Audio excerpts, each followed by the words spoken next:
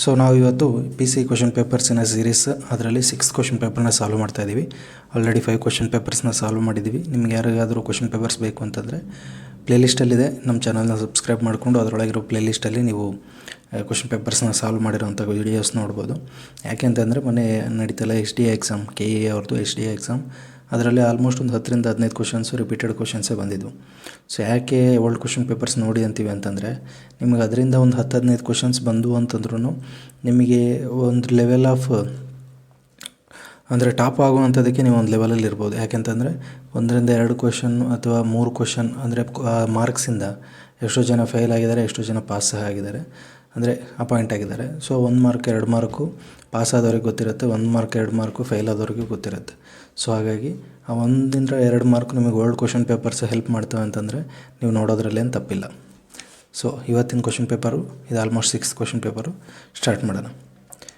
ಕೆಳಗಿನವುಗಳಲ್ಲಿ ಯಾವುದು ಕೃಷ್ಣಾ ನದಿಯ ಉಪನದಿ ಅಂತಂದರೆ which of the following is tributary of Krishna river ಅಂತ ಕೊಟ್ಟಿದ್ದಾರೆ. ಭೀಮಾ ನದಿ. ಕೃಷ್ಣಾ ನದಿ ಎಲ್ಲಿ ಹುಟ್ಟುತ್ತೆ ಅಂತಂದರೆ ಮಹಾಬಲೇಶ್ವರ್.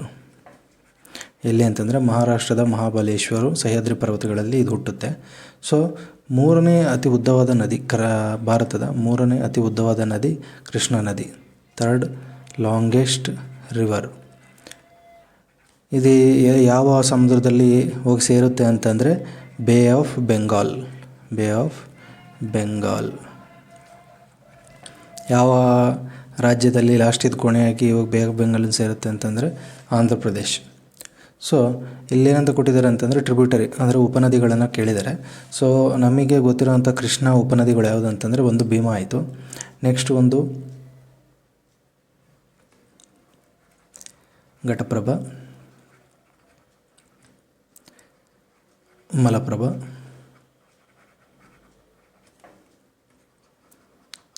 ತುಂಗಭದ್ರಾ. ನಿಮಗೇನಾದರೂ ಕೃಷ್ಣಾ ನದಿಯ ಅತಿ ದೊಡ್ಡ ಉಪನದಿ ಯಾವುದಂತ ಕೇಳಿದರೆ ತುಂಗಭದ್ರಾ ನದಿ. ತುಂಗಭದ್ರಾ ನದಿ ಕೃಷ್ಣಾ ನದಿಯ ಅತಿ ದೊಡ್ಡ ಉಪನದಿ. ಸೊ ಕೃಷ್ಣಾ ನದಿಗೆ ಅಡ್ಡಲ ಕಟ್ಟಿರುವ ಡ್ಯಾಮ್ಗಳು ಯಾವುವು ಅಂತಂದರೆ ಒಂದು ಲಾಲ್ ಬಹದ್ದೂರ್ ಶಾಸ್ತ್ರಿ ಅಥವಾ ಆಲ್ಮಟ್ಟಿ. ಎಲ್ಲಿದೆ ಇದು ಅಂತಂದರೆ ಬಿಜಾಪುರ ಅಥವಾ ವಿಜಯಪುರ. ನೆಕ್ಸ್ಟ್ ಇನ್ನೊಂದು ಯಾವುದು ಅಂತಂದರೆ ಬಸವಸಾಗರ ಅಥವಾ ನಾರಾಯಣಪುರ ಡ್ಯಾಮ್. ಇದೆಲ್ಲಿದೆ ಅಂತಂದರೆ ನಮ್ಮ ಯಾದಗಿರಿಯಲ್ಲಿದೆ. ಸೊ ಇವು 2 ಕ್ವಶನ್ಸ್ ಬಂದಿರೋ. ಬಸವಸಾಗರ ಈ ಒಂದೊಂದು ಸತಿ ಯಾವ ಥರ ಕೇಳಿದ್ದಾರೆ ಅಂತಂದರೆ ಬಸವಸಾಗರ ಡ್ಯಾಮ್ ಇದರ ಇನ್ನೊಂದು ಹೆಸರು ಏನು ಅಂತ ಕೇಳಿದ್ದಾರೆ, ಅಂದರೆ ನಾರಾಯಣಪುರ ಡ್ಯಾಮ್ ಅಂತ ಆಪ್ಷನಲ್ಲಿ ಕೊಟ್ಟು. ಸೊ ನೋಡ್ಕೊಳ್ಳಿ. Next Macintosh operating system dash ಉತ್ಪನ್ನವಾಗಿದೆ. Macintosh an operating system is a product of ಅಂತ ಕೇಳಿದ್ದಾರೆ. ಇದು ಆ್ಯಪಲ್ದು. ಆ್ಯಪಲ್ ಹೇಗೆ ನಾವೀಗ ಲ್ಯಾಪ್ಟಾಪ್ಗಳು ತಗೊಂಡ್ರೆ ನಮಗೆ ಆಲ್ಮೋಸ್ಟ್ ಮೈಕ್ರೋಸಾಫ್ಟು ಅದರಲ್ಲಿ ಬರುತ್ತಲ್ಲ, ಅದೇ ಥರ ಆ್ಯಪಲಿಂದ ಯಾವುದಾದ್ರಾಗಲಿ ಅಂದರೆ ಐಪ್ಯಾಡು ಇಲ್ಲಾಂತಂದರೆ ಈ ನಮ್ಮ ಆ್ಯಪಲ್ ಲ್ಯಾಪ್ಟಾಪ್ಗಳು ಮತ್ತು ಆ್ಯಪಲ್ಲಿ ನಾವು ಏನಂತೀವಿ PCs ಕಂಪ್ಯೂಟರ್ಸ್ನ ತೊಗೊಂಡ್ರೆ ಅದರೊಳಗೆ ನಮಗೆ ಬರೋವಂಥ ಆಪ್ರೇಟಿಂಗ್ ಸಿಸ್ಟಮ್ ಯಾವುದಂದರೆ ಮ್ಯಾಕಿಂಟೋಶ್. ಅದನ್ನೇನಂತಾರೆ ಮ್ಯಾಕ್ ಅಂತಾರೆ, Mac. Next if a heater coil is cut into 2 halves equal parts and only 1 part is used in the heater, the heat generated will be ಅಂತ ಕೊಟ್ಟಿದ್ದಾರೆ. ಅಂದರೆ ಒಂದು ಹೀಟರ್ ಕಾಯಿಲನ್ನು 2 ಭಾಗಗಳಾಗಿ ಕತ್ತರಿಸಿ ಮತ್ತು ಹೀಟರ್ನಲ್ಲಿ ಕೇವಲ ಒಂದು ಭಾಗವನ್ನು ಬಳಸಿದಾಗ ಉತ್ಪಾದ ಆಗುವ ಶಾಖ ಅಂತ ಕೊಟ್ಟಿದ್ದಾರೆ. ಸೊ ಇದು ಹೆಂಗೆ ಅಂತಂದರೆ ಈಗ ನಮ್ಮ ಹತ್ರ ಒಂದು ಉದ್ದವಾದ ಏನಿದೆ ಹೀಟರ್ ಕಾಯಿಲ್ ಇದೆ. ಈ ಹೀಟರ್ ಕಾಯಿಲಲ್ಲಿ ಒಂದು 10 ಪಾಯಿಂಟ್ ಅಥವಾ ಯೂನಿಟ್ ಅಷ್ಟು ಶಾಖ ನಮಗೆ ಪ್ರೊಡ್ಯೂಸ್ ಆಗ್ತಿದೆ. ಸೊ ಇದರಲ್ಲಿ ಎಷ್ಟಿದೆ, ಒಂದು ಯೂನಿಟ್ ರೆಸಿಸ್ಟೆನ್ಸ್ ಇದೆ ಅಂದ್ಕೊಳ್ಳಿ. 1 ಯೂನಿಟ್ ರೆಸಿಸ್ಟೆನ್ಸ್ ಇದ್ದಾಗ 10 ಯೂನಿಟ್ ಉತ್ಪಾದನೆ ಆಗ್ತಿದೆ, ಏನು ಶಾಖ.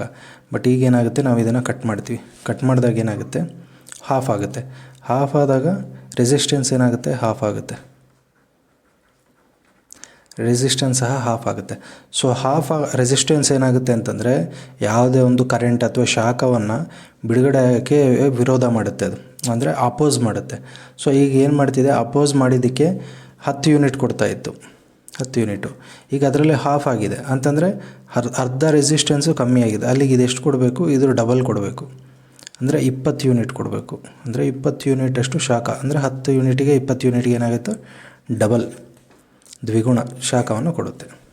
ನೆಕ್ಸ್ಟ್, ನಕ್ಸಲೀಯರು ಮತ್ತು ನಕ್ಸಲಿಸಮ್ ಎಂಬ ಪದಗಳನ್ನು 1967ರಲ್ಲಿ ದಂಗೆಗಳು ನಡೆದ ನಕ್ಸಲ್ಬಾರಿ ಎಂಬ ಹಳ್ಳಿಯ ಹೆಸರಿನಿಂದ ಪಡೆಯಲಾಗಿದೆ. ನಕ್ಸಲ್ಬಾರಿ ಹಳ್ಳಿಯು ಯಾವ ರಾಜ್ಯದಲ್ಲಿದೆ ಅಂತ ಕೇಳಿದ್ದಾರೆ. The words naxalist and naxalism are derived from the name of Naxalbari village where revolts occurred in 1967. In which state is Naxalbari situated ಅಂತ ಕೇಳಿದ್ದಾರೆ. ಸೊ ಇದು ನಕ್ಸಲ್ಬಾರಿ ಇದೆಯಲ್ಲ, ಇದು ವೆಸ್ಟ್ ಬೆಂಗಾಲಲ್ಲಿದೆ. ಏನಕ್ಕೆ ಸರ್ ಇದು ನಕ್ಸಲಿಸಮು ನಕ್ಸಲೇಟ್ ಅಂತಂದರೆ ಯಾವ ಥರ ಬಂತು ಅಂತಂದರೆ, ಈ ನಮ್ಮ ವೆಸ್ಟ್ ಬೆಂಗಾಲ್ ಇದೆಯಲ್ಲ, ಅಲ್ಲಿ ಈ ನಮ್ಮ ಫ್ರೀಡಮ್ ಮೂಮೆಂಟು ಜಾಸ್ತಿ, ಅಂದರೆ ರಾಷ್ಟ್ರೀಯ ಚಳುವಳಿಗಳು ಜಾಸ್ತಿ ನಡೀತಾವೆ. ಅಲ್ಲಿ ತುಂಬ ಈ ಫ್ರೀಡಮ್ ಫೈಟರ್ಸ್ ಈ ಥರದವ್ರು ಇರ್ತಾರೆ. ಅದರಲ್ಲಿ ಒಂದು ಕಾನ್ಸೆಪ್ಟ್ ಯಾರು ಅಂದರೆ ಯಾವ ಥರ ಕಾನ್ಸೆಪ್ಟ್ ಅಳವಡಿಸ್ಕೊತಾರೆ ಅಂತಂದರೆ ಕಮ್ಯುನಿಸಮ್. ಈ ಕಮ್ಯುನಿಸಮನ್ನು ಅಳವಡಿಸ್ಕೊತಾರೆ. ಇದೇನಾಗುತ್ತೆ ಅಂತಂದರೆ, ನಮ್ಮ ಈ ನಕ್ಸಲ್ಬಾರಿ ವಿಲೇಜ್ ಇದೆಯಲ್ಲ, ಇದರಲ್ಲಿ ಕೆಲವು ಜನ ಜಾಸ್ತಿ ಕಮ್ಯುನಿಸಮ್ನ ಫಾಲೋ ಮಾಡ್ತಿರ್ತಾರೆ. ಇದೇನಾಗುತ್ತೆ ಅಂತಂದರೆ 1967 ಸಮಯದಲ್ಲಿ ಈ ಬಡ ರೈತರು ಇವ್ರೇನು ಮಾಡ್ತಾರೆ ಅಂತಂದರೆ, ಈ ಲ್ಯಾಂಡ್ ಲಾರ್ಡ್ಸ್ ಏನಂತೀವಿ ನಾವು, ಭೂಮಿಗಳ ದೊಡ್ಡ ಭೂಮಿಗಳನ್ನು ಹಿಡ್ಕೊಂಡಿರ್ತಾರಲ್ಲ ಲ್ಯಾಂಡ್ ಲಾರ್ಡ್ಸ್, ಇಂಥವ್ರ ಹತ್ರ ಜಮೀನ್ದಾರರ ಮೇಲೆ ಇವರು ದಂಗೆ ಮಾಡಿ ಏನು ಮಾಡ್ತಾರೆ ಅಂತಂದರೆ, ಅವ್ರ ಹತ್ತಿರೋ ಹೊಲಗಳನ್ನು ಆಕ್ಯುಪೈ ಅಂತಂದರೆ ಒಂಥರ ಕಬ್ಜಾ ಈ ಥರ ಮಾಡೋದನ್ನು ಸ್ಟಾರ್ಟ್ ಮಾಡ್ತಾರೆ. ಅವಾಗೇನಾಗುತ್ತೆ, ಇವರಿಗೂ ಮತ್ತು ಪೊಲೀಸವ್ರ ಮಧ್ಯೆ ಸ್ವಲ್ಪ ಘರ್ಷಣೆ ಆಗುತ್ತೆ. ಆಮೇಲೆ ಕೆಲವು ಸತಿ ಈ ಆರ್ಮ್ಡ್ ಫೈರ್ ಅಂತಂದರೆ ಈ ತುಪಾಕಿಗಳಿಂದ ದಂಗೆ ಶುರುವಾಗುತ್ತೆ ಇವ್ರದ್ದು. ಸೊ ಹಿಂಗಾಗಿ ದೊಡ್ಡ ಒಂದು ರಿವೋಲ್ಟ್ ಸ್ಟಾರ್ಟ್ ಆಗುತ್ತಲ್ಲಿ, ಅಂದರೆ ದೊಡ್ಡ ದಂಗೆ ಆಗುತ್ತಲ್ಲಿ. ಸೊ ಹಾಗಾಗಿ ಇದಕ್ಕೆ ಹೆಸರುವಾಸಿಯಾಗಿರೋದು ಈ ನಕ್ಸಲ್ಬಾರಿ ವಿಲೇಜ್. ಸೊ ಇವರು ಮಾಡ್ತಿದ್ದೆ ಅದು ಕಮ್ಯುನಿಸಮ್ಮು. ಹಂಗಾಗಿ ಇವರಿಗೆ ಇಲ್ಲಿರೋರಿಗೆ ಏನಂತ ಹೆಸರು ಕೊಟ್ಟರು, ನಕ್ಸಲೈಟ್ ಅಂತ ಕೊಟ್ಟರು. ಅವ್ರು ಮಾಡೋವಂಥ ಒಂದು ಕಾರ್ಯಾಚರಣೆ ಅಂತ ಅವಕ್ಕೆ ಏನಂತಾರೆ, ನಕ್ಸಲಿಸಮ್ ಅಂತ ಹೇಳಿದರು.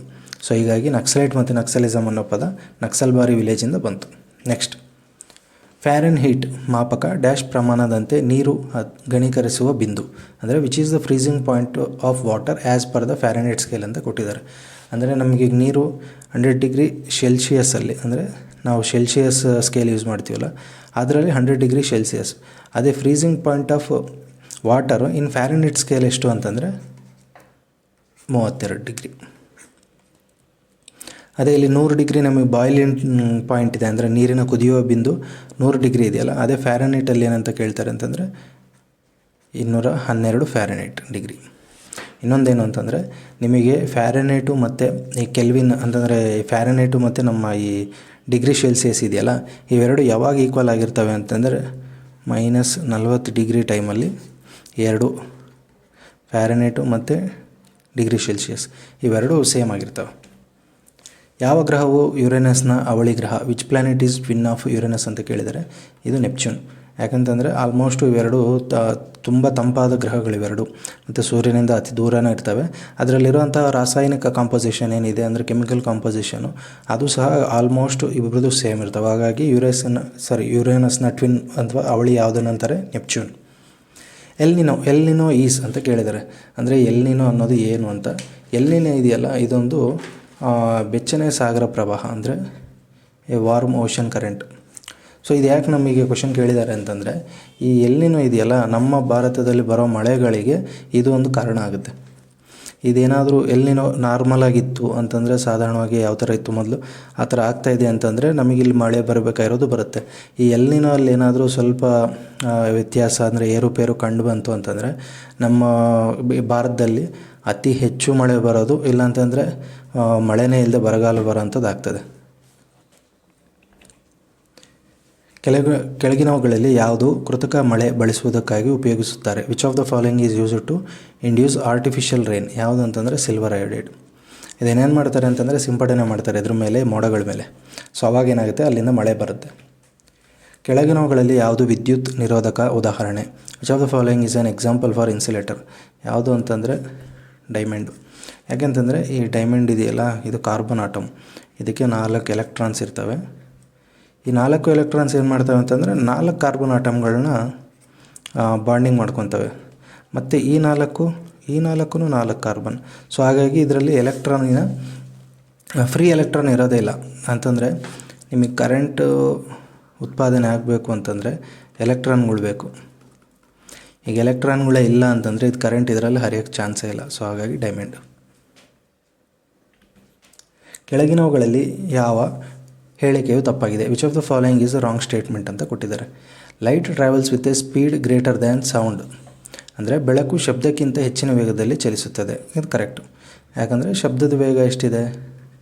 ಸೌಂಡ್ದು 343 ಮೀಟರ್ ಪರ್ ಸೆಕೆಂಡ್ ಇದೆ. ಅದೇ ಲೈಟದ್ದು ತಗೊಂಡ್ರೆ almost 3 lakh kilometre per second. Correct ಇದೆ. ಸೊ ಬೆಳಕು ನಿರ್ವಾತದ ಮೂಲಕ ಪ್ರಯಾಣಿಸಲು ಸಾಧ್ಯವಿಲ್ಲ. Light cannot travel through vacuum. ಇದು ತಪ್ಪು. ಯಾಕಂದರೆ ಬೆಳಕು ವ್ಯಾಕ್ಯೂಮಲ್ಲಿ ಹೋಗುತ್ತೆ. ಯಾವುದು ವ್ಯಾಕ್ಯೂಮಲ್ಲಿ ಹೋಗಲ್ಲ ಅಂತಂದರೆ ಸೌಂಡು. ಶಬ್ದ ಇದೆಯಲ್ಲ, ಇದು ನಿರ್ವಾತದಲ್ಲಿ ಹೋಗೋಕ್ಕೆ ಆಗೋದಿಲ್ಲ. So correct answer B.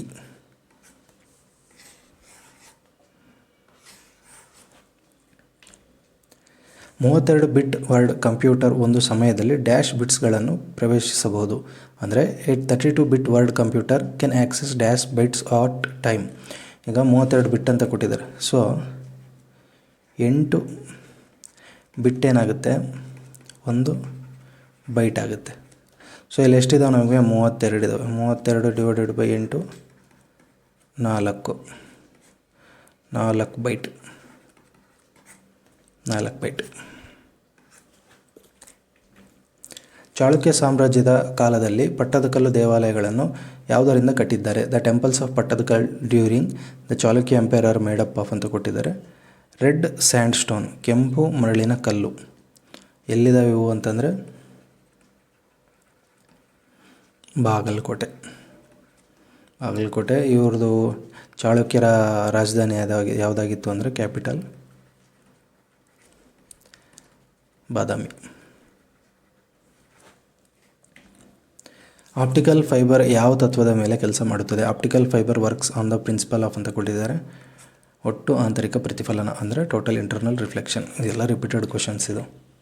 Sundar Pichai ಇವರು ಯಾವ ಕಂಪ್ನಿಯೊಂದಿಗೆ ಸಂಬಂಧಿಸಿದ್ದಾರೆ?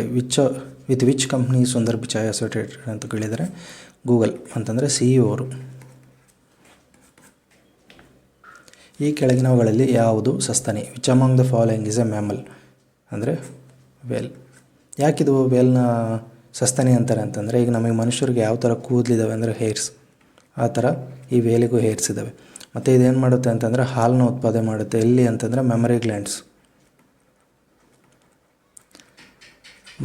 ಗ್ಲ್ಯಾಂಡ್ಸಲ್ಲಿ ಹಾಲನ್ನು ಉತ್ಪಾದನೆ ಮಾಡಿ ಆ ಹಾಲನ್ನ ಮಗುಗೆ ಉಣಿಸುತ್ತೆ, ಅಂದರೆ ಅದರ ಮಗುಗೆ. ಸೊ ಹಾಗಾಗಿ ಇದನ್ನು ಮ್ಯಾಮಲ್ ಅಂತ ಕರಿತೀವಿ, ಅಂತಂದರೆ ಸಸ್ತನಿ. ಇವುಗಳಲ್ಲಿ ಯಾವುದು ನಿಜ? Which of the following is true? Gautam Buddha was the founder of Buddhism. Mahavira was the founder of Jainism. ಬೌದ್ಧ ಧರ್ಮದ ಸ್ಥಾಪಕರು ಗೌತಮ್ ಬುದ್ಧ, ಜೈನ ಧರ್ಮದ ಸ್ಥಾಪಕರು ಮಹಾವೀರ. ಎರಡು ಕರೆಕ್ಟ್ ಇದಾವೆ. ಸೊ ಆನ್ಸರ್ ಎ ಮತ್ತು ಬಿ.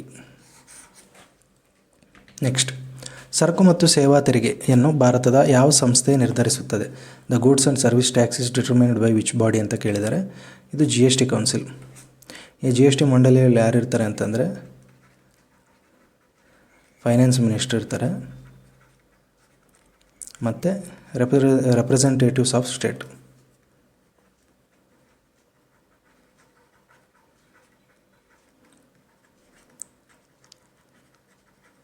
ಅಂದರೆ ಎಲ್ಲ ರಾಜ್ಯದ ಪ್ರತಿನಿಧಿಗಳು ಮತ್ತು ಈ ಹಣಕಾಸು ಮಂತ್ರಿ ಎಲ್ಲ ಸೇರಿಕೊಂಡು ಇದೊಂದು ಕಮಿಟಿ ಥರ, ಅಂದರೆ ಒಂದು ಕಮಿಟಿ ಥರ ಇರುತ್ತೆ. ಆ ಕಮಿಟಿಯವರು ನಿರ್ಧಾರ ಮಾಡ್ತಾರೆ, ಅಂದರೆ GST ಯಾವ ಥರ ಇರಬೇಕು, ಎಷ್ಟಿರಬೇಕು ಆ ಥರದ್ದು. ನೆಕ್ಸ್ಟ್, ಕರ್ನಾಟಕ ರಾಜ್ಯ ಲಾಂಛನದಲ್ಲಿರುವ ಪಕ್ಷಿ ಯಾವುದು? Which is the bird in the state emblem of Karnataka? Gandaberunda. ಅದೇ ನಿಮಗೆ ಅನಿಮಲ್ ಅಂತ ಕೇಳಿದರೆ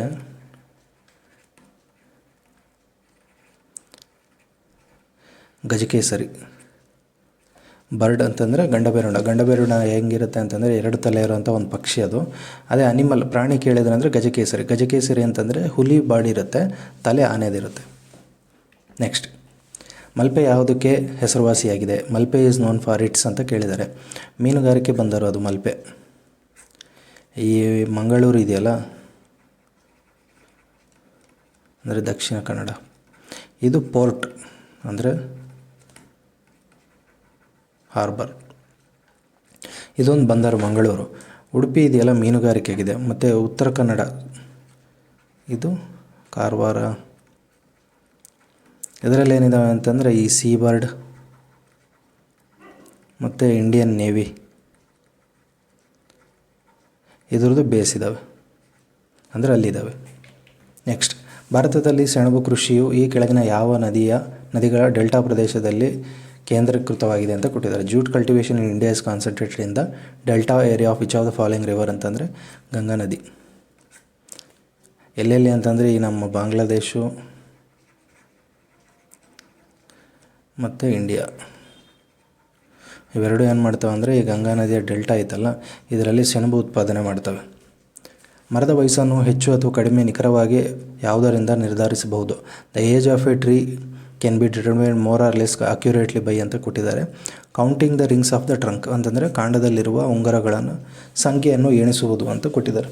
ನೀವು ಯಾವುದಾದ್ರೂ ಮರ ಕಡಿದ್ರೆ ನೋಡಿ ಈ ಥರ ಬುಡದಲ್ಲಿ ಈ ಥರ ರಿಂಗ್ಸ್ ಇರ್ತವೆ. ಈ ಥರ ಹೋಗ್ತಾ ಲಾಸ್ಟಿಗೆ ಈ ಥರ ಆಗುತ್ತೆ. ಈ ರಿಂಗ್ಸ್ನ 1 2 3 ಈ ಥರ ಅಂದರೆ ಒಂದೊಂದು ಮರ ಒಂದೊಂದು ಯಾವ ಥರ ಅಂತಂದರೆ ಈಗ ಒಂದು ರಿಂಗ್ನ ಒಂದು ಮರ 2-3 ವರ್ಷಕ್ಕೆ ಬಿಡ್ಬೋದು, 4-5 ವರ್ಷಕ್ಕೆ ಬಿಡ್ಬೋದು, ಇಲ್ಲ 1 ವರ್ಷಕ್ಕೆ ಬಿಡ್ಬೋದು. ಸೊ ಈ ಥರ ರಿಂಗ್ಸ್ನ ಬಿಡೋದ್ರ ಮೇಲೆ ಡಿಪೆಂಡ್ ಇರುತ್ತೆ. ಸೊ ಹಾಗಾಗಿ ನಾವು ಎಷ್ಟು ರಿಂಗ್ಸ್ ಇದ್ದಾವೆ ಅಂತ ನೋಡ್ಬಿಟ್ಟು ಅದ್ರ ವಯಸ್ಸು ಎಷ್ಟಾಗಿದೆ ಅಂತ ನಾವು ಆರಾಮಾಗಿ ಕ್ಯಾಲ್ಕುಲೇಟ್ ಮಾಡ್ಬೋದು. ನೆಕ್ಸ್ಟ್, ಭಾರತೀಯ ಕರಾವಳಿ ಕಾವಲು ಪಡೆ Indian coast guard academy where is the ಅಂದರೆ ಎಲ್ಲಿದೆ ಅಂತ ಕೇಳಿದ್ದಾರೆ. Where is the Indian coast guard academy being established ಅಂತಂದರೆ ಮಂಗಳೂರು. ಏನು ಮಾಡ್ತಾರೆ ಅಂತಂದರೆ ಈ ಕೋಸ್ಟ್ ಗಾರ್ಡ್ಗಳಿದಾರಲ್ಲ ಇವರಿಗೆ ಟ್ರೈನಿಂಗ್ ಕೊಡೋ ಅಂಥ ಒಂದು ಸಂಸ್ಥೆ ಇದು. ನೆಕ್ಸ್ಟ್, ಇವುಗಳಲ್ಲಿ ಯಾವ ಪಡೆಗಳು ಭಾರತ ಮತ್ತು ಚೀನಾ ಗಡಿಯನ್ನು ರಕ್ಷಿಸುವ ಕಾರ್ಯವನ್ನು ನಿರ್ವಹಿಸುತ್ತವೆ. Which of the following forces is tasked with guarding the Indian China border. ಯಾವುದಂತಂದರೆ ITBP ಅಂತಂದರೆ ಏನು ಅಂತಂದರೆ Indo Tibetan border police force. ಇದು ITBP. ಇದೇನು ಮಾಡುತ್ತೆ ಅಂತಂದರೆ ಈ ನಮ್ಮ ಚೀನಾ ಮತ್ತು ಇಂಡಿಯಾ ಬಾರ್ಡರ್ನ ಕಾಪಾಡುತ್ತೆ. ಈ BSF ಇದೆಯಲ್ಲ ಇದೇನು ಮಾಡುತ್ತೆ ಅಂದರೆ ಇಂಡಿಯಾ ಪಾಕಿಸ್ತಾನ್ ಮತ್ತು ಇಂಡಿಯಾ ಬಾಂಗ್ಲಾದೇಶ್ ಈ ಬಾರ್ಡರ್ನ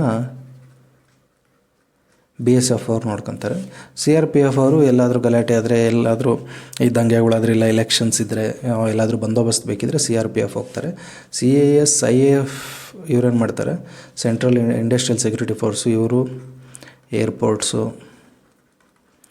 ಮತ್ತು ಈ ಕೆಲವು ಯಾವ ಇಂಟರ್ನ್ಯಾಷನಲ್ ಆರ್ಗನೈಸೇಷನ್ಸ್ ಇರ್ತಾವಲ್ಲ, ಅಂದರೆ ನಮ್ಮ ದೊಡ್ಡ ಯಾವುದಾದ್ರೂ ಇನ್ಸ್ಟಿಟ್ಯೂಟ್ಗಳು ಅಂಥದ್ರಲ್ಲಿ ಇವರು CSISF ಅವರು ವರ್ಕ್ ಮಾಡ್ತಾರೆ. ನಮ್ಮ ಸೌರವ್ಯೂಹ ಇರುವ ಕ್ಷೀರಪಥ ನಕ್ಷತ್ರಪುಂಜ ಅಂದರೆ ಮಿಲ್ಕಿ ವೇ ಗ್ಯಾಲಕ್ಸಿದ ಆಕಾರ ಏನು ಅಂತ ಕೇಳಿದ್ದಾರೆ. What is the shape of the Milky way Galaxy in which our solar system is situated ಅಂತ ಕೇಳಿದ್ದಾರೆ. ಅಂದರೆ ನಮ್ಮ ಮಿಲ್ಕಿ ವೇ ಇದೆಯಲ್ಲ ಅದು ಯಾವ ಆಕಾರದಲ್ಲಿದೆ ಅಂತ ಕೇಳಿದ್ದಾರೆ. ನಮ್ಮದಿರೋದು ಸ್ಪೈರಲ್, ಸುರುಳಿ ಆಕಾರದಲ್ಲಿ. ಈ ನಮ್ಮ ನಕ್ಷತ್ರಪುಂಜಗಳಿದ್ದಾವೆ, ಅಂದರೆ ಗ್ಯಾಲಕ್ಸಿಗಳಿದ್ದಾವಲ್ಲ 3 ಥರ ಇರ್ತವೆ. ಒಂದು ಓವೆಲ್ ಅಥವಾ ಡಿಸ್ಕ್ ಶೇಪು, ಒಂದು ಸ್ಪೈರಲ್ಲು, ಇನ್ನೊಂದು ಇರ್ರೆಗ್ಯುಲರ್. ಈ ಓವಲ್ ಇದ್ದಾವಲ್ಲ ಈ ಥರ ಇರ್ತವೆ, ಈ ಥರ ಇದ್ದು ಇಲ್ಲೊಂದು ಸ್ವಲ್ಪ ಉಬ್ಬ್ದಂಗೆ ಇರ್ತವೆ, ಇಲ್ಲಿ ಡಿಸ್ಕ್ ಥರ. ಈ ಸ್ಪೈರಲ್ ಇದ್ದಾವಲ್ಲ ಈ ಥರ ಇರ್ತವೆ, ಈ ಥರ ಇರ್ತಾರೆ ಸ್ಪೈರಲ್ಲು. ಇರ್ರೆಗ್ಯುಲರ್ ಅಂತಂದರೆ ಯಾವುದೇ ಆಕಾರ ಇರೋದಿಲ್ಲ, ಸುಮ್ಮನೆ ಹೆಂಗಿರುತ್ತೆ. ಸೊ ನಮ್ಮದೇ ಅದು ಸ್ಪೈರಲ್. ನೆಕ್ಸ್ಟ್, ಭಾರತದಲ್ಲಿನ ಹಣಕಾಸು ನೀತಿಯನ್ನು ಯಾವುದರಿಂದ ರೂಪಿಸಲಾಗುತ್ತದೆ. Fiscal policy in India is formulated by ಅಂತ ಕೊಟ್ಟಿದ್ದಾರೆ. ಯಾರು ಮಾಡ್ತಾರೆ ಅಂತಂದರೆ ಹಣಕಾಸು ಮಂಡಲ, ಅಂದರೆ ದ ಫೈನಾನ್ಸ್ ಮಿನಿಸ್ಟ್ರಿ. ಇವರೇನು ಮಾಡ್ತಾರೆ ಅಂತಂದರೆ ಭಾರತದ ಖರ್ಚು ವೆಚ್ಚ ಏನಿದೆ, ಅಂದರೆ ಈಗ ನಾವು ಇಂಡಿಯಾಗೆ ಒಂದಿಷ್ಟು ದುಡ್ಡು ಬರುತ್ತೆ, ಎಲ್ಲ ಸೇರಿ ಟ್ಯಾಕ್ಸಸ್ಸು ಎಲ್ಲ ಸೇರಿ ಒಂದಿಷ್ಟು 100 ಕೋಟಿ ದುಡ್ಡು ಬರುತ್ತೆ ಅಂದ್ಕೊಳ್ಳಿ. ಈ 100 ಕೋಟಿನ ಯಾವ ಥರ ಹಂಚಿಕೆ ಮಾಡಿ ದೇಶದ ಫ್ಯೂಚರ್ ಅಂದರೆ ಡೆವಲಪ್ಮೆಂಟ್, ಮುಂದೆ ಫ್ಯೂಚರ್ ಡೆವಲಪ್ಮೆಂಟಿಗೆ ಯಾವ ಥರ ಖರ್ಚು ಮಾಡಬೇಕು ಅನ್ನೋದು ಈ ಫೈನಾನ್ಸ್ ಮಿನಿಸ್ಟ್ರಿ ಪ್ಲ್ಯಾನ್ ಹಾಕುತ್ತೆ. ಅಂದರೆ ಈ ಫಿಸ್ಕಲ್ ಇದೆಯಲ್ಲ, ಫಿಸ್ಕಲ್ ಅಂತಂದರೆ ಟ್ರೆಷರ್, ಅಂದರೆ ಖಜಾನೆ. ಪಾಲಿಸಿ ಅಂತಂದರೆ ಪ್ಲ್ಯಾನ್. ಸೊ ಈ ಖಜಾನೆನ ಒಂದು ಪ್ಲ್ಯಾನ್ ಮುಖಾಂತರ ಅಂದರೆ ಪ್ಲ್ಯಾನ್ ಹಾಕಿ ಮುಂದೆ ದೇಶದ ಡೆವಲಪ್ಮೆಂಟ್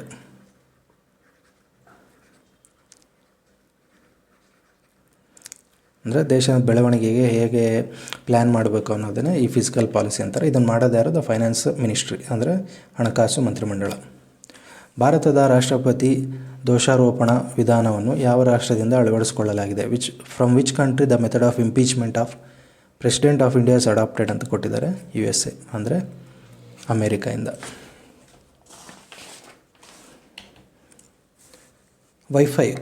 ವೈಫೈ ಅಂತಂದರೆ ಈ ವೈಫೈ ಯಾವುದನ್ನು ಉಪಯೋಗಿಸ್ಕೊಳ್ಳುತ್ತೆ ಅಂದರೆ ಯಾವ ತರಂಗಗಳ ಅಥವಾ ಕಿರಣಗಳನ್ನು ಉಪಯೋಗಿಸ್ಕೊಳ್ಳುತ್ತೆ ಅಂತಂದರೆ ರೇಡಿಯೋ ವೇವ್ಸ್ ಅಂದರೆ ರೇಡಿಯೋ ಅಲೆಗಳು. ವೈಫೈ ಫುಲ್ ಫಾರಮ್ ಕೇಳ್ತಾರೆ ಒಂದೊಂದು ಸತಿ. ಏನು ವೈಫೈ ಅಂತಂದರೆ ವೈರ್ಲೆಸ್ ಫೆಡಿಲಿಟಿ. ಇದು ಕೇಳಿದ ಒಂದು ಸತಿ, ವೈರ್ಲೆಸ್ ಫೆಡಿಲಿಟಿ ನೋಡ್ಕೊಳ್ಳಿ. ಕೆಳಗಿನವುಗಳಲ್ಲಿ ಯಾವ ಕ್ಷೇತ್ರದಲ್ಲಿ ಅತ್ಯುತ್ತಮ ಕೊಡುಗೆಗಾಗಿ ಶಾಂತಿ ಸ್ವರೂಪ್ ಭಟ್ನಾಗರ್ ಬಹುಮಾನ ಅಥವಾ ಪ್ರಶಸ್ತಿಯನ್ನು ಕೊಡಲಾಗುತ್ತದೆ? For outstanding contribution to which one of the following fields is Shanti Swarup Bhatnagar prize given ಅಂತ ಕೇಳಿದರೆ ವಿಜ್ಞಾನದಲ್ಲಿ ಯಾವ ಅತ್ಯುತ್ತಮ ಏನಾದರೂ ಸೇವೆ ಸಲ್ಲಿಸಿದರೆ ಅಂತಂದರೆ ಏನಾದರೂ ಇನೋವೇಷನ್ ಈ ಥರದ್ದು ಏನಾದರೂ ಸೇವೆ ಸಲ್ಲಿಸಿದರೆ ಜಾಸ್ತಿ ಅವರಿಗೆ ಈ ಶಾಂತಿ ಸ್ವರೂಪ್ ಭಟ್ನಾಗರ್ ಪ್ರಶಸ್ತಿಯನ್ನು ಕೊಡ್ತಾರೆ. ಗಾಂಜಾ ಯಾವುದರ ಉತ್ಪತ್ತಿ? ಗಾಂಜಾ ಈಸ್ ಪ್ರಾಡಕ್ಟ್ ಆಫ್ ಅಂತ ಕೇಳಿದ್ದಾರೆ. ಇದು ಕೆನಾಬಿಸ್ ಪ್ಲ್ಯಾಂಟ್ ಅಂದರೆ ಗಾಂಜಾ ಸಸ್ಯ. ಇದು ಒಂದು ಚಿಕ್ಕದು ಯಾವುದೋ ಮೊನ್ನೆ ಒಂದು ಸ್ಟೋರಿ ಕೇಳಿದೆ. ಯಾವುದೋ ಅಜ್ಜ ಅವರ ಹಿತ್ತಲಲ್ಲಿ ಒಂದು ಚಿಕ್ಕದು ಗಿಡ ಬೆಳೆದಿತ್ತಂತೆ ಗಾಂಜಾ. ಈ ಅಜ್ಜ ಏನು ಮಾಡಿಬಿಟ್ಟೈತೆ, ಯಾವುದೋ ಗಿಡ ಬಿಡು ಅಂತಂದು ಆ ಗಿಡಕ್ಕೆ ಪಾತಿ ಕಟ್ಟಿ ನೀರು ಹಾಕಿ ಬೆಳೆಸ್ತಿತ್ತಂತೆ. ಯಾವುದೋ ಚೆನ್ನಾಗಿ ಬೆಳೆದುಬಿಟ್ಟಿದೆ, ಎಷ್ಟು ದೊಡ್ಡದಾಗಿ ಮರ. ಯಾರೋ ಹಳ್ಳಿಯಲ್ಲಿ ನೋಡಿಬಿಟ್ಟು, ಅಂದರೆ ಮರ ಅಂತಂದರೆ ಒಂದು ಮೀಡಿಯಮ್ ಸೈಜ್ ಗಿಡದಷ್ಟು ಬೆಳೆದಿತ್ತಂತೆ. ಯಾರೋ ಹಳ್ಳಿಯಲ್ಲಿ ನೋಡಿ ಪೊಲೀಸವ್ರಿಗೆ ಹಾಕ್ಕೊಟ್ಟಿದ್ದಾರೆ. ಪೊಲೀಸರು ಬಂದು ಹಿಡ್ಕೊಂಡು ಹೋಗಿದ್ದಾರೆ ಅಜ್ಜನ. ಸೊ ನೀವೇನಾದರೂ ಗಿಡ ಬೆಳೆಸ್ತಿದ್ದೀರ ಅಂತಂದರೆ ಯಾವ ಥರದ ಗಿಡ ಅಂತ ನೀವು ಫಸ್ಟ್ ನೋಡ್ಕೋಬೇಕು ಅದನ್ನು.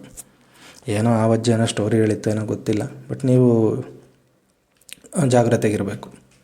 ಕೆಳಗಿನವುಗಳಲ್ಲಿ ಯಾರು ಯಾವುದೇ ಸದನದ ಸದಸ್ಯರಾಗಿಲ್ಲದೆ ಸಂಸತ್ತಿನ ಎರಡೂ ಸದನಗಳ ಸಭೆಗಳಲ್ಲಿ ಭಾಗವಹಿಸಬಹುದು? ಹೂ among the following can attend the meetings of both houses of parliament will not being A member of either house? ಯಾರು ಅಂತಂದರೆ ನಮ್ಮ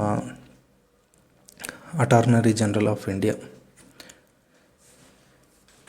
ಇವರಿಗೂ ಇನ್ನೂ ಏನೇನು ಅಂದರೆ ಇನ್ನೇನೇನು ಪವರ್ಸ್ ಇದ್ದಾವೆ ಇವರಿಗೆ ಅಂತಂದರೆ, ಇನ್ನೂ ಏನೇನು ಅಧಿಕಾರ ಇದ್ದಾವೆ ಅಂತಂದರೆ, ಇವ್ರು ಏನು ಮಾಡ್ಬೋದು ಅಂದರೆ ಭಾರತದಲ್ಲಿರೋ ಎಲ್ಲ ಕೋರ್ಟ್ಗಳಲ್ಲಿ ಹೋಗಿ ಆ ಕೇಸ್ ನಡೀತಿದೆ, ಯಾವುದಾದ್ರೂ ಕೇಸ್ ನಡೀತಿರಲಿ ಇವ್ರು ಹೋಗಿ ಅಲ್ಲಿ ಕೂತ್ಕೋಬೋದು, ಕೇಳ್ಬೋದು. ಆಮೇಲೆ ಈ ನಮ್ಮ ಜಂಟಿ ಅಧಿವೇಶನ ಇರುತ್ತಲ್ಲ, ಜಾಯಿಂಟ್ ಸೆಷನ್, ಜಂಟಿ ಅಧಿವೇಶನ, ಪಾರ್ಲಿಮೆಂಟಿನ ಜಂಟಿ ಅಧಿವೇಶನ, ಇದರಲ್ಲೂ ಹೋಗಿ ಕೂತ್ಕೋಬೋದು. ಇವರೇನಂತಂದರೆ ಹೈಯೆಸ್ಟ್ ಲಾ ಆಫೀಸರ್,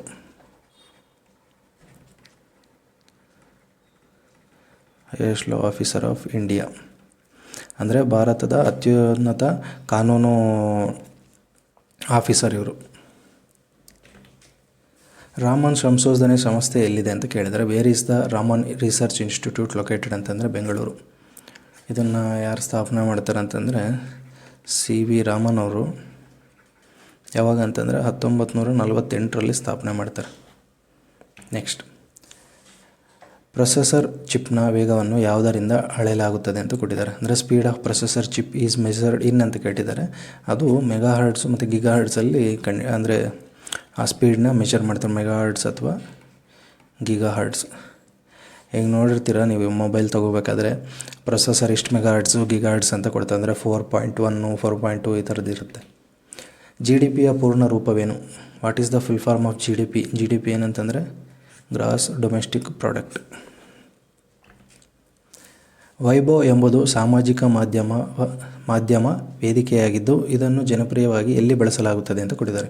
ಈ Vaibhav is A social media platform popularly used in ಅಂತ ಕೊಟ್ಟಿದ್ದಾರೆ. ಎಲ್ಲಿ ಅಂತಂದರೆ ಈ ಚೈನಾ. ಈ ವೈಭವ್ ಇದೆಯಲ್ಲ, ಇದು ಒಂಥರ ಫೇಸ್ಬುಕ್ಕು,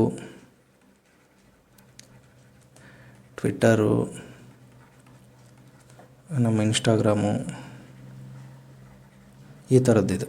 ಈಗ ನಾವೇ ಈ ಫೇಸ್ಬುಕ್ ಇನ್ಸ್ಟಾಗ್ರಾಮು ಇವು ಯೂಸ್ ಮಾಡ್ತೀವಲ್ಲ, ಆ ಥರ ಚೈನಾದಲ್ಲಿ ವೈಭವ್ ಅನ್ನೋದನ್ನು ಯೂಸ್ ಮಾಡ್ತಾರೆ. ಸುನಾಮಿಗಳು ಇದರಿಂದ ಉಂಟಾಗುವುದಿಲ್ಲ. Tsunamis are not caused by ಅಂತ ಕೊಟ್ಟಿದ್ದಾರೆ. ಸೊ ಫಸ್ಟು ಜ್ವಾಲಾಮುಖಿ ಸ್ಫೋಟಗಳು. ಈಗ ಏನಾಗುತ್ತೆ ಅಂತಂದರೆ ಈ ನೀರು ಈ ಥರ ಕಾಮಾಗಿರುತ್ತೆ, ಅಂದರೆ ಶಾಂತಿಯಾಗಿರುತ್ತೆ ಈ ಥರ ನೀರು ಸಮುದ್ರದ್ದು. ಈಗ ಇಲ್ಲೇನಾದರೂ ಜ್ವಾಲಾಮುಖಿ ಸ್ಫೋಟ ಆಯಿತು ಅಂತಂದರೆ ಈ ನೀರೇನಾಗುತ್ತೆ, ಅಲ್ಲಾಡುತ್ತೆ. ಈ ಥರ ಅಲ್ಲಾಡಿದಾಗ ಏನು ಮಾಡುತ್ತೆ, ಅಲೆಗಳು ಉತ್ಪಾದನೆ ಆಗ್ತವೆ. ಅಲೆಗಳು ಬಂದಾಗ ಈ ಹತ್ರದಲ್ಲಿರೋ ಅಂದರೆ ಈ ಬೀಚ್ ಇಂಥ ಹತ್ರ ಇರೋವಂಥವನ್ನು ಈ ಅಲೆಗಳು ನುಂಗಾಕ್ಬಿಡ್ತವೆ. ಸೊ ಇದು ಒಂದು. ಸಮುದ್ರದೊಳಗಿನ ಭೂಕುಸಿತಗಳು. ಈಗ ಈ ಥರ ಭೂಮಿ ಇರುತ್ತೆ, ಈ ಭೂಮಿ ಒಂದೇ ಸತಿ ಈ ಥರ ಕುಸಿಯುತ್ತೆ. ಕುಸಿದಾಗ ಒಂದು ಸತಿ ನೀರು ಹಿಂಗೆ ಹೋಗಿ ಹಿಂಗೆ ಮೇಲೆ ಬರುತ್ತೆ. ಸೊ ಅವಾಗ ಏನಾಗುತ್ತೆ, ಇಲ್ಲಿ ಅಲೆಗಳು ಉತ್ಪಾದನೆ ಆಗ್ತವೆ. ಸೊ ಇದು ಓಕೆ. ಅರ್ಥಕ್ವೇಕ್ ಅಂದರೆ ಭೂಕಂಪಗಳು. ಈಗ ಇಲ್ಲಿರೋ ಭೂಮಿ ಒಂದೇ ಸತಿ ಈ ಥರ ಓಪನ್ ಆಗಿಬಿಡ್ತು ಅಂತಂದರೆ ಈ ನೀರೆಲ್ಲ ಹಿಂಗೆ ಒಳಗೆ ಹೋಗುತ್ತೆ. ಒಳಗೆ ಹೋದಾಗ ಇಲ್ಲಿ ಮತ್ತೆ ಡಿಸ್ಟರ್ಬೆನ್ಸ್ ಆಗುತ್ತೆ, ಮತ್ತೆ ಉತ್ಪಾದನೆ ಆಗ್ತವೆ ಅಲೆಗಳು.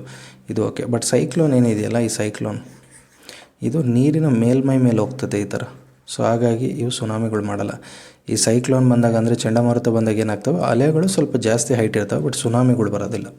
ನೆಕ್ಸ್ಟ್, ನೀಲಗಿರಿ ಬೆಟ್ಟಗಳ ಅತಿ ಎತ್ತರದ ಶಿಖರ. The highest point in the Nilgiri hills is ದೊಡ್ಡ ಬೆಟ್ಟ.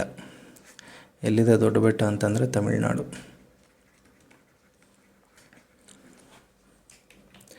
ಆರ್ಸೆನಿಕ್ ಕೆಳಗಿನವುಗಳಲ್ಲಿ ಯಾವುದರ ವಿಧ? Arsenic is A type of, ಇದು ಭಾರವಾದ ಲೋಹ ಅಂದರೆ ಹೆವಿ ಮೆಟಲ್.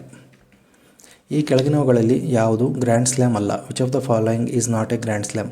ಗ್ರ್ಯಾಂಡ್ ಸ್ಲ್ಯಾಮ್ ಆಯ್ತಲ್ಲ, ಒಂದು ವರ್ಷದಲ್ಲಿ ಅಂದರೆ ಒಂದು ಕ್ಯಾಲೆಂಡರ್ ಇಯರ್ ಅಂತೀವಿ, ಒಂದು ವರ್ಷದಲ್ಲಿ 4 ಅಂದರೆ ಇದು ನಡೀತವೆ, ಅಂದರೆ ಈ tennis related 4 games ನಡೀತವೆ.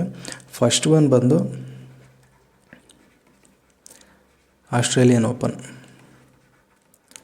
Second French open, third ಬಂದು Wimbledon, last one US open. So ಇದರಲ್ಲಿ ಡೇವಿಸ್ ಕಪ್ ಇಲ್ಲ. So answer Davis cup. R K ಲಕ್ಷ್ಮಣರವರು ಪ್ರಸಿದ್ಧ ಅಂತ ಕೊಟ್ಟಿದ್ದಾರೆ, ಅಂದರೆ R K Laxman was well known as ಅಂತ ಕೊಟ್ಟಿದ್ದಾರೆ. ಇವರು ಕಾರ್ಟೂನಿಸ್ಟ್, ವ್ಯಂಗ್ಯ ಚಿತ್ರಕಾರರು. ಲಿಂಗನಮಕ್ಕಿ ಜಲಾಶಯವು ಡ್ಯಾಮ್ ಅಥವಾ ಲಿಂಗನಮಕ್ಕಿ ಡ್ಯಾಮ್ ಯಾವ ನದಿಯ ಮೇಲೆ ಕಟ್ಟಲಾಗಿದೆ ಅಂತ ಕೊಟ್ಟಿದ್ದಾರೆ. The Linganamakki dam is constructed across the river Sharavathi. ಎಲ್ಲಿದೆ ಲಿಂಗನಮಕ್ಕಿ ಡ್ಯಾಮ್ ಅಂತಂದರೆ ಸಾಗರ ತಾಲೂಕು, ಸಾಗರ ತಾಲೂಕು ಶಿವಮೊಗ್ಗದಲ್ಲಿದೆ. ಇದು ಅತಿ ಹೆಚ್ಚು ನೀರಿನ ಕೆಪಾಸಿಟಿ ಇರುವಂತಹ ಈಗ ಸದ್ಯಕ್ಕಿರುವಂಥ ಡ್ಯಾಮ್ ನಮ್ಮ ಕರ್ನಾಟಕದಲ್ಲಿ. 1948ರಿಂದ 49ರಲ್ಲಿ ರಚಿಸಲಾದ JVP ಸಮಿತಿಯು ಈ ಕೆಳಗಿನವುದರಲ್ಲಿ ಯಾವುದಕ್ಕೆ ಸಂಬಂಧಿಸಿದೆ ಅಂತ ಕೊಟ್ಟಿದ್ದಾರೆ. ಅಂದರೆ JVP committee which was constituted in 1948 to 49 was related to which of the following ಅಂತ ಕೊಟ್ಟಿದ್ದಾರೆ. ಇದು ಭಾಷಾ ಆಧಾರಿತದ ಮೇಲೆ ಹೊಸ ರಾಜ್ಯಗಳ ರಚನೆ. JVP ಅಂತಂದರೆ ಏನಂತಂದರೆ ಜವಾಹರ್ಲಾಲ್ ನೆಹರು, ವಿ ಅಂದರೆ ವಲ್ಲಭಾಯ್ ಪಟೇಲ್, ಪಿ ಅಂತಂದರೆ ಪಟ್ಟಾಭಿ ಸೀತಾರಾಮಯ್ಯ.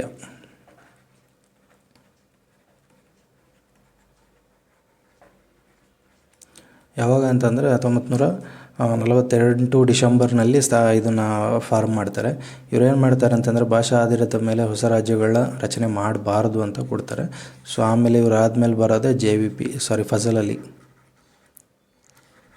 ಫಜಲ್ ಅಲಿ ಕಮಿಷನ್ ಬರುತ್ತೆ. ಇವ್ರೇನು ಮಾಡ್ತಾರೆ, ಭಾಷಾ ಆಧಾರಿತ ಮೇಲೆ ಮಾಡ್ಬೋದು ರಾಜ್ಯಗಳನ್ನ ಅಂತ ಕೊಡ್ತಾರೆ. ಆವಾಗ ಫಸ್ಟ್ ಯಾವುದಾಗುತ್ತೆ, ಆಂಧ್ರ ಪ್ರದೇಶ ಭಾಷಾ ಆಧಾರಿತದ ಮೇಲೆ ಆದ ಫಸ್ಟ್ ರಾಜ್ಯ. ಲಕ್ನೋದಲ್ಲಿ 1857ರ ದಂಗೆಯ ನಾಯಕ ಯಾರು ಅಂತ ಕೊಟ್ಟಿದ್ದಾರೆ. The leader of revolt of 1857 is in Lucknow was ಅಂತಂದರೆ ಬೇಗಂ ಹಜರತ್ ಮಹಲ್. ಅದೇ ನಮ್ಮ ಡೆಲ್ಲಿಯಲ್ಲಿ ಭಕ್ತ್ ಖಾನ್. ನಮ್ಮ ಕಾನ್ಪುರಲ್ಲಿ ನಾನಾ ಸಾಹೇಬ್. ಬಿಹಾರಲ್ಲಿ ಕುನ್ವರ್ ಸಿಂಗ್.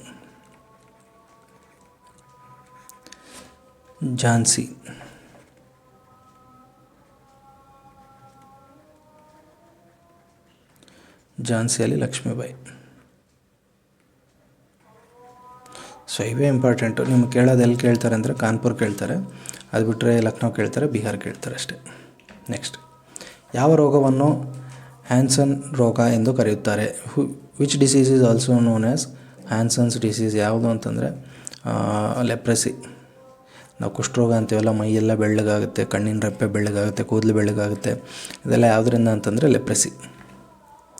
26 ಜನವರಿ 1950 ಭಾರತದ ಸಂವಿಧಾನ ಜಾರಿಗೆ ಬಂದದ್ದಾಗ ಭಾರತದ ಸಂವಿಧಾನಿಕ ಸ್ಥಿತಿ ಹೇಗಿತ್ತು ಅಂತ ಕೊಟ್ಟಿದ್ದಾರೆ. What was the constitutional status of India when the constitution of India came to force on 26 January 1950 ಅಂತ ಕೊಟ್ಟಿದ್ದಾರೆ. ಸೊ ನೀವು ಇದಕ್ಕೆ ಆನ್ಸರ್ ಎಲ್ಲಿ ಅಂತಂದರೆ, ನಮಗೆ 42ನೇ ಕಾನ್ಸ್ಟಿಟ್ಯೂಷನಲ್ ಅಮೆಂಡ್ಮೆಂಟ್ ಗೊತ್ತಿದೆಯಲ್ಲ, ಅಂದರೆ 42ನೇ ಸಂವಿಧಾನ ತಿದ್ದುಪಡಿ. ಅವಾಗ ಏನು ಮಾಡ್ತಾರೆ ಅಂದರೆ, ನಮ್ಮ ಭಾರತದ ಕಾನ್ಸ್ಟಿಟ್ಯೂಷನಿಗೆ ಒಂದು 3 ಪದನ ಜೋಡಿಸ್ತಾರೆ. ಯಾವುದ್ಯಾವುದು? Socialistic, secular, integrity. ಅಂದರೆ ಸಮಾಜವಾದಿ, ಜಾತ್ಯತೀತ ಮತ್ತು ಸಮಗ್ರತೆ ಅಂತ 3 ಪದನ ಸೇರಿಸ್ತಾರೆ. ಸೊ ಇವರೇನು ಕೊಟ್ಟಿದ್ದಾರೆ, 1950 ಜನವರಿ 26 ಬಂದಾಗ ಅಂತಂದರೆ, ಸೊ ಈ 3 ಪದ ಇರಲಿಲ್ಲ ಅವಾಗ. ಸೊ ಇಲ್ಲಿ ಸೆಕ್ಯುಲರ್ ಅಂತ ಕೊಟ್ಟಿದ್ದಾರೆ, ಇದೂ ಅಲ್ಲ. ಇಲ್ಲಿ ಸೋಷಿಯಲಿಸ್ಟಿಕ್ ಅಂತ ಕೊಟ್ಟಿದ್ದಾರೆ, ಇದೂ ಅಲ್ಲ. ಇಲ್ಲಿ ಸೋಷಿಯಲಿಸ್ಟಿಕ್, ಸೆಕ್ಯುಲರ್ ಅಂತಿದೆ, ಇದು ಅಲ್ಲ. ಸೊ ಕರೆಕ್ಟ್ ಆನ್ಸರ್ ಯಾವುದು? ಸಿ. ಇದು ಕರೆಕ್ಟ್ ಆನ್ಸರ್. ಆಫ್ರಿಕಾದ ಅತಿ ಎತ್ತರವಾದ ಕಿಲಿಮಂಜಾರೋ ಪರ್ವತವು ಯಾವ ದೇಶದಲ್ಲಿದೆ? Africa's highest mountain mount Kilimanjaro is located in which country ಅಂತ ಕೇಳಿದರೆ, ಇದು ತಾಂಜಾನಿಯಾದಲ್ಲಿದೆ, ತಾಂಜಾನಿಯಾ. ನೆಕ್ಸ್ಟ್, ಹಾವು ದೋಣಿ ಸ್ಪರ್ಧೆಗಳು ಈ ಕೆಳಗಿನ ಯಾವ ಹಬ್ಬಗಳಲ್ಲಿ ಸಂಬಂಧಿಸಿದೆ ಅಂತ ಕೇಳಿದ್ದಾರೆ. ಅಂದರೆ snake boat race are associated with which of the following festivals ಅಂತ. ಇದು ಓಣಂ, ಕೇರಳದಲ್ಲಿ. ಹಾವು ದೋಣಿ ಅಂತ ಯಾಕೆ ಕರೀತಾರೆ ಅಂತಂದರೆ, ನಾರ್ಮಲಾಗಿ ನಮ್ಮ ದೋಣಿ ಸೈಜ್ ಯಾವ ಥರ ಇರುತ್ತೆ, ಈ ಥರ ಇರ್ತದೆ. ಬಟ್ ಅವೇ ಇರ್ತವೆ ಅಂತಂದರೆ ಉದ್ದಕ್ಕೆ ಇರ್ತವೆ ಈ ಥರ, ಅದಕ್ಕಾಗಿ ಹಾವು ದೋಣಿ ಅಂತ ಕರೀತಾರೆ ಇವನು. ಇವುಗಳಲ್ಲಿ ಯಾವುದು ಯಕ್ಷಗಾನದ ಒಂದು ರೂಪ ಅಥವಾ ವಿಧವಾಗಿದೆ? Which of the following is a form of Yakshagana? ಯಾವುದು ಅಂತಂದರೆ ಇದರಲ್ಲಿ ತೆಂಕುತಿಟ್ಟು. ಸೊ ಇದು ನಮ್ಮ ಯಕ್ಷಗಾನ ಇದೆಯಲ್ಲ, ಅದರಲ್ಲಿ ಒಂದು 4ರಿಂದ 5 ಥರ ವಿಧಗಳಿದ್ದಾವೆ. ಒಂದು ಮೂಡಲಪಾಯ, ಇನ್ನೊಂದು ಯಾವುದು ಅಂತಂದರೆ ಪಡುವಲಪಾಯ, ಇನ್ನೊಂದು ತೆಂಕುತಿಟ್ಟು, ಇನ್ನೊಂದು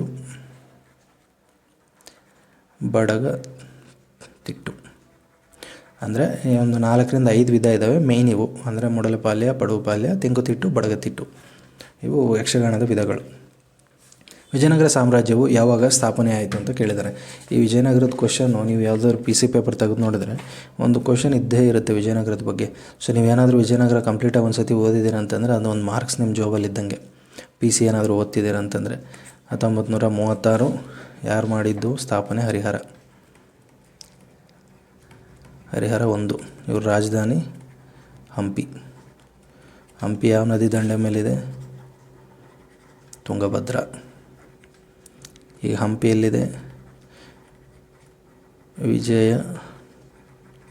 ವಿಜಯನಗರ ಡಿಸ್ಟಿಕ್, ವಿಜಯನಗರ ಜಿಲ್ಲೆಯಲ್ಲಿದೆ. ನೆಕ್ಸ್ಟ್, ಕಿಜಾಡಿ ಉತ್ಖನನದ ಸಮಯದಲ್ಲಿ ಕಂಡುಬಂದ ವಸಾಹತುಗಳು ಸಂಬಂಧಿಸಿರುವುದು ಅಂತಂದರೆ ಸೆಟ್ಲ್ಮೆಂಟ್ಸ್ ಫೌಂಡ್ ಡ್ಯೂರಿಂಗ್ ಕಿಜಾಡಿ ಎಕ್ಸಿವೇಷನ್ ಬಿಲಾಂಗ್ಸ್ ಟು. ಈಗ ಏನೋ ಮನೆಗಿನೇ ಕಟ್ಕೊಂಡಿರ್ತೀವಲ್ಲ, ಅವನ್ನ ನಾವೇನಂತೀವಿ? ವಸಾಹತುಗಳು ಅಥವಾ ಅಂದರೆ ಸೆಟ್ಲ್ಮೆಂಟ್ಸ್ ಅಂತ ಕರಿತೀವಿ. ಅವು ಈಗ ಕಿಜಾಡಿ ಅನ್ನೋ ಒಂದು ಪ್ರದೇಶದಲ್ಲಿ ಸಿಗ್ತವೆ. ಅವು ಯಾವುದಕ್ಕೆ ಸಂಬಂಧಪಟ್ಟಿದ್ದಾವೆ ಅಂತ ಕೇಳ್ತಿದ್ದಾರೆ. ಯಾವುದಕ್ಕೆ ಅಂತಂದರೆ ಸಂಗಮ ಅವಧಿ. ಇವೆಲ್ಲಿ ಸಿಕ್ಕಿದ್ದಾವೆ ಅಂತಂದರೆ ಮಧುರೈ ಹತ್ರ. ಮಧುರೈ ಎಲ್ಲಿದೆ? ತಮಿಳ್ನಾಡು. ಈ ಮಧುರೈ ತಮಿಳ್ನಾಡು ಹತ್ರ ಒಂದು ಈ ಕಿಜಡಿ ಅನ್ನೋ ಒಂದು ಎಕ್ಸ್ವೇಷನ್ ಸಿಗುತ್ತೆ ಅಂತಂದರೆ ವಸಾಹತುಗಳು. ಇದರಲ್ಲಿ ಏನಂತಂದರೆ ಈ ಸಂಗಮ ಪೀರಿಯಡ್ ಇದೆಯಲ್ಲ, ಸಂಗಮ ಅವಧಿ, ಅದಕ್ಕೆ ಸಂಬಂಧಪಟ್ಟಂಥ ಕೆಲವು ಮನೆಗಳಾಗಲಿ, ಈ ಅವರು ಉಪಯೋಗಿಸ್ತಿದ್ದಂತಹ ಮಡಿಕೆ ಆಗಲಿ, ತಿಂತಿದ್ದಂತಹ ತಟ್ಟೆಗಳಾಗಲಿ, ಈ ಥರದ್ದೆಲ್ಲ ಸಿಕ್ಕಿದ್ದಾವೆ. ನೆಕ್ಸ್ಟ್, ರಾಜ್ಯದ ಮುಖ್ಯಮಂತ್ರಿ ಆಗೋದಕ್ಕೆ ಕನಿಷ್ಠ ವಯಸ್ಸು ಎಷ್ಟು? What is the minimum age to be appointed as chief minister of state ಅಂತ ಕೊಟ್ಟಿದ್ದಾರೆ. ಸೊ ಇದಕ್ಕೆ ಆನ್ಸರು 25 ವರ್ಷ.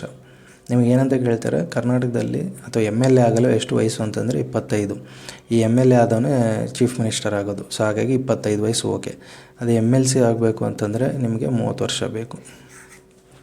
ನೆಕ್ಸ್ಟ್, ಈ ಕೆಳಗಿನವುಗಳಲ್ಲಿ ಕರ್ನಾಟಕದಲ್ಲಿ ನಡೆಯುವ ಎಮ್ಮೆ ಓಟ ಸ್ಪರ್ಧೆ ಯಾವುದು? Which of the following buffalo races is held in Karnataka ಅಂತ ಕೊಟ್ಟಿದ್ದಾರೆ. ಯಾವುದು ಅಂದರೆ ಕಂಬಳ.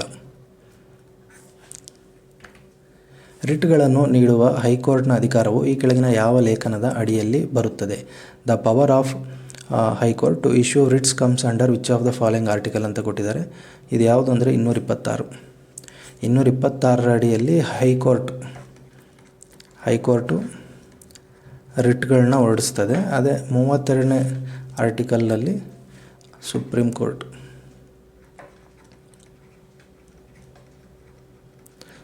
ಕೋರ್ಟು ರಿಟ್ಸ್ನ ಹೊರಡಿಸುತ್ತೆ.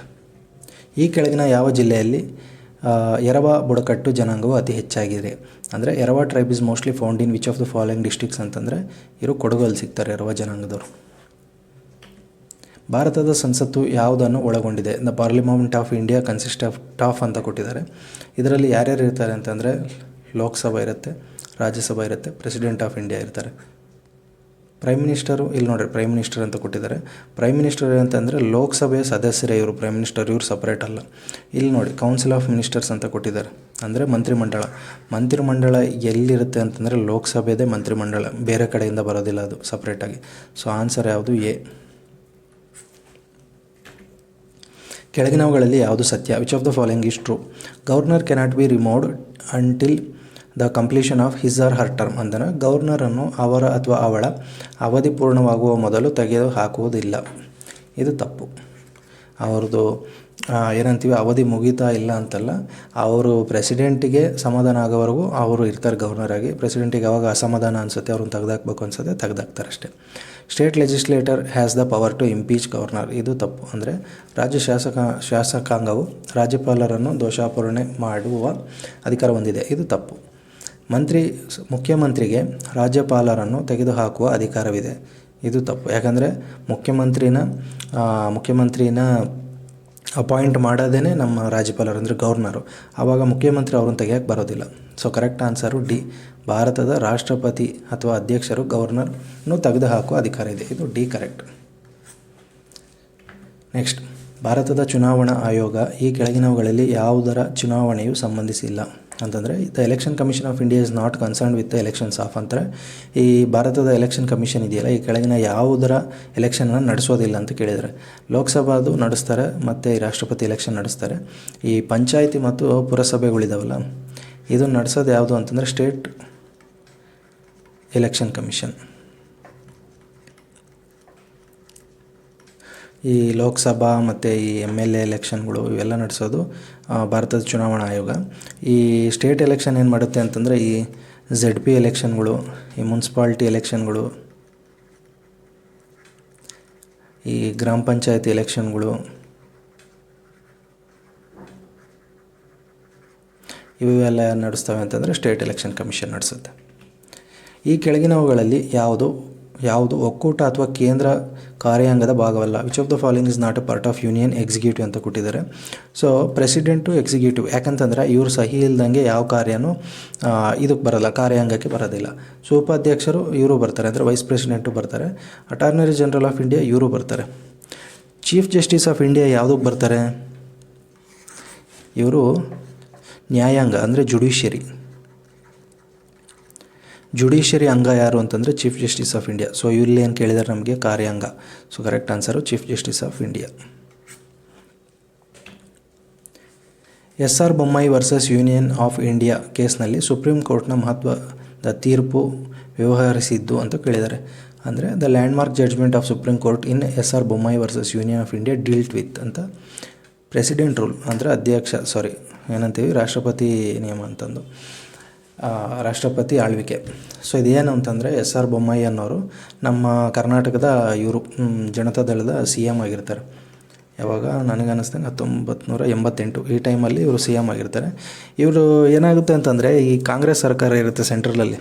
ಸೊ ಅವಾಗ ಏನಾಗುತ್ತೆ, ಗೆದ್ದಿದ್ರೂ ಕೆಲವು MLAಗಳು ಏನು ಮಾಡ್ತಾರೆ ಅಂತಂದರೆ ಕಾಂಗ್ರೆಸ್ ಕಡೆಗೆ, ಬೇರೆ ಪಕ್ಷಗಳ ಕಡೆಗೆ ಹೋಗ್ತಾ ಇರ್ತಾರೆ ಮೆಲ್ಲಕ್ಕೆ. ಆ ಟೈಮಲ್ಲಿ ಏನಾಗುತ್ತೆ, ಬೊಮ್ಮಾಯಿ ಅವರಿಗೆ ಏನಂತೀವಿ ನಾವು ಮೆಜಾರಿಟಿ ಹೋಗ್ಬಿಡುತ್ತೆ. ಮೆಜಾರಿಟಿ ಹೋದಾಗ ಗವರ್ನರ್ ಏನು ಮಾಡ್ತಾನೆ ಅಂತಂದರೆ ನಿಮ್ಮ ಸರ್ಕಾರನ ಡಿಸ್ಮಿಸ್ ಮಾಡ್ತೀನಿ, ಅಂದರೆ ಈಗ ನಾವೇನಂತೀವಿ ಅಬಾಲಿಷ್ ಅಂದರೆ ಡಿಸ್ಮಿಸ್ ಮಾಡಿಬಿಡ್ತೀನಿ ಅಂತಂದರೆ, ಈಗ ನೀವು CM ಅಲ್ಲ ಏನೂ ಅಲ್ಲ, ಮತ್ತೆ ಹೊಸದಾಗಿ ನಿಮಗೆ ಇದನ್ನು ಕರಿತೀವಿ, ಏನೋ ಎಲೆಕ್ಷನ್ಸ್ನ ಮಾಡಿಸ್ತೀವಿ ಅಂತ ಹೇಳ್ತಾರೆ. ಬಟ್ ಬೊಮ್ಮಾಯಿ ಅವರು ಏನು ಮಾಡ್ತಾರೆ ಅಂತಂದರೆ, ಇಲ್ಲ ನಮಗೆ ಇದು ಕೊಡಿ, ಏನಂತ ಪ್ರೂವ್ ಮಾಡ್ಕೊಳಕ್ಕೆ ಟೈಮ್ ಕೊಡಿ, ನನಗೊಂದು ಸ್ವಲ್ಪ ಟೈಮ್ ಕೊಟ್ಟರೆ ನಾವು ಪ್ರೂವ್ ಮಾಡ್ಕೊತೀವಿ, ನಮ್ಮದ್ರಲ್ಲಿ ಕೆಲವರು ಬೇರೆ ಪಕ್ಷಕ್ಕೆ ಹೋಗಿದ್ದಾರೆ ಅಂತ ಹೇಳ್ತಾರೆ. ಬಟ್ ಏನು ಮಾಡ್ತಾರೆ, ಈ ಗವರ್ನರ್ ಇದ್ದಾರಲ್ಲ, ಇದನ್ನು ಪ್ರೆಸಿಡೆಂಟ್ ರೂಲ್ನ ಅಪ್ಲೈ ಮಾಡ್ತಾರೆ ಅಲ್ಲಿ. ಅಂದರೆ ಅಧ್ಯಕ್ಷ ಏನಂತೀವಿ ರಾಷ್ಟ್ರಪತಿ ಆಳ್ವಿಕೆನ ಅಲ್ಲಿ ಇದು ಇಂಪೋಸ್ ಮಾಡ್ತಾರೆ. ಸೊ ಆ ಟೈಮಲ್ಲಿ ಇವರೇನು ಮಾಡ್ತಾರೆ, ಕೇಸ್ ಹಾಕ್ಕೋತಾರೆ ಬೊಮ್ಮಾಯಿ ಅವರು ಕೇಸ್ ಹಾಕ್ಕೊತಾರೆ. ಇಲ್ಲಿ ಅಂತಂದರೆ ಸುಪ್ರೀಂ ಕೋರ್ಟಲ್ಲಿ ಏನಂತ ಈ ಥರ ಮಾಡಬಾರ್ದು ಅನ್ನೋದು. ಇದು ಯಾವುದಕ್ಕೆ ಸಂಬಂಧಪಟ್ಟಿದೆ ಅಂತಂದರೆ ಪ್ರೆಸಿಡೆಂಟ್ ರೂಲ್ ಅಂತ ನೆನ್ಪಿಟ್ಕೊಳ್ಳಿ. ಸ್ಟೋರಿ ಎಲ್ಲ ನಿಮಗೆ ಯೂಸ್ ಆಗಲ್ಲ. ನೆಕ್ಸ್ಟ್, ಭಾರತದ ಸಂವಿಧಾನವನ್ನು ಇದರ ಅಡಿಯಲ್ಲಿ ತಿದ್ದುಪಡಿ ಮಾಡಬಹುದು. The constitution of India can be amended by 368ನೇ ಲೇಖನ, ಅಂದರೆ ಆರ್ಟಿಕಲ್ 368. ಕೆಳಗಿನವುಗಳಲ್ಲಿ ಕರ್ನಾಟಕದ ಯಾವ ನದಿಯು ಪಶ್ಚಿಮಕ್ಕೆ ಹರಿಯುತ್ತದೆ? Which of the following river is west flowing river ಅಂತ ಕೊಟ್ಟಿದ್ದಾರೆ. ಯಾವುದು ನಮ್ಮಲ್ಲಿ ವೆಸ್ಟ್ ಫ್ಲೋಯಿಂಗ್ ರಿವರು ಅಂತಂದರೆ ಕಾಳಿ ನದಿ. ಕಾಳಿ ನದಿ ಜೊತೆ ಇನ್ನೂ ಯಾವ್ಯಾವ ಇದ್ದಾವೆ? ಶರಾವತಿ ಇದೆ, ಅದ್ರ ಜೊತೆಗೆ ಬೆಡ್ತಿ, ಮಾಂಡವಿ ಇದೆ, ಮತ್ತು ಅಘನಾಶಿನಿ. ಸೊ ಇಷ್ಟು ರಿವರ್ ನಮ್ಮವೇನಿದ್ದಾವೆ ಪಶ್ಚಿಮಕ್ಕೆ ಹರಿಯುವ ನದಿಗಳು, ಅಂದರೆ ವೆಸ್ಟ್ ಫ್ಲೋಯಿಂಗ್ ರಿವರ್ಸ್ ಕರ್ನಾಟಕದಲ್ಲಿ. ಕರ್ನಾಟಕದ ಮಾಹಿತಿ ಆಯೋಗವು ಯಾವುದರ ಅಡಿಯಲ್ಲಿ ಅಥವಾ ಸ್ಥಾಪಿಸಿದ್ದಾರೆ ಅಂತ ಕೇಳಿದ್ದಾರೆ. ಅಂದರೆ Karnataka information commission has set up been under ಅಂತ ಕೇಳಿದ್ದಾರೆ. ಮಾಹಿತಿ ಹಕ್ಕು ಕಾಯ್ದೆ ಅಂದರೆ RTI ಅಂತೀವಲ್ಲ, ರೈಟ್ ಟು ಇನ್ಫಾರ್ಮೇಷನ್ ಆ್ಯಕ್ಟು, ಇದರ ಅಡಿಯಲ್ಲಿ ಏನು ಮಾಡುತ್ತೆ ಸರ್ ಈ ಕಮಿಷನು ಅಂತಂದರೆ, ಇವೇನು ಮಾಡುತ್ತೆ ಅಂದರೆ, ಈಗ ನೀವು ಯಾವುದೋ ಒಂದು ಡಿಪಾರ್ಟ್ಮೆಂಟಿಗೆ ಹೋಗಿ ಕಂಪ್ಲೇಂಟ್ ಕೊಡ್ತೀರಾ ನಮ್ಗೆ RTI ಬೇಕು ಅಂತ. ಸೊ ಅವರು ಕೊಡೋದಿಲ್ಲ ನಿಮಗಲ್ಲಿ. ಸೊ ನೀವೇನು ಮಾಡ್ಬೋದು ಅಂದರೆ ಈ ಕಮಿಷನಿಗೆ ಕಂಪ್ಲೇಂಟ್ ಮಾಡ್ಬೋದು.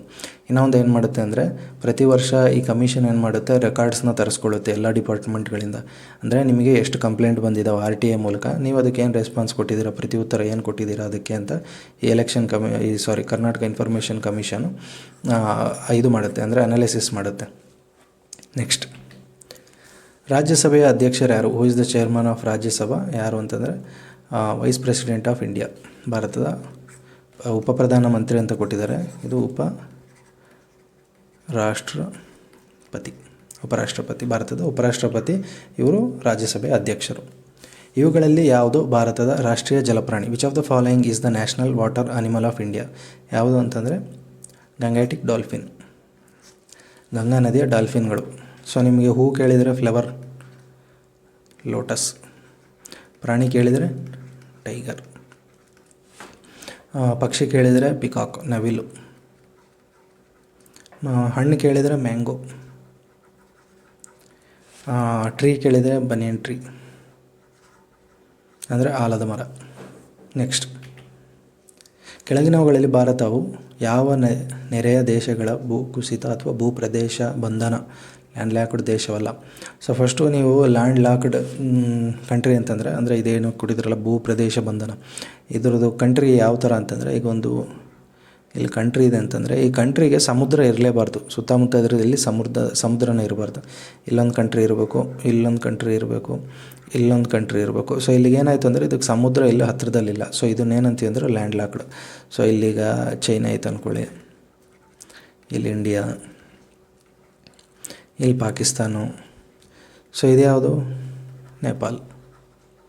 ಸೊ ಇವನ್ನ ಲ್ಯಾಂಡ್ ಲಾಕ್ಡ್ ಕಂಟ್ರಿ ಅಂತಾರೆ. ಸೊ ನೇಪಾಲ್ ಅನ್ನೋದು ಒಂದು ಲ್ಯಾಂಡ್ ಲಾಕ್ಡ್ ಕಂಟ್ರಿ, ಭೂತಾನ್ ಸಹ ಲ್ಯಾಂಡ್ ಲಾಕ್ಡು, ಆಫ್ಘಾನಿಸ್ತಾನ ಲ್ಯಾಂಡ್ ಲಾಕ್ಡು. ಮಯನ್ಮಾರ್ ಅಲ್ಲ, ಮಯನ್ಮಾರ್ ಏನು ಮಾಡುತ್ತೆ ಅಂದರೆ ಬೇ ಆಫ್ ಬೆಂಗಾಲ್, ಅಂದರೆ ಬಂಗಾಳ ಕೊಲ್ಲಿ ಇದೆಯಲ್ಲ ಇದಕ್ಕೆ ಓಪನ್ ಆಗುತ್ತೆ, ಅಂದರೆ ಟಚ್ ಆಗುತ್ತೆ Myanmar. So answer Myanmar.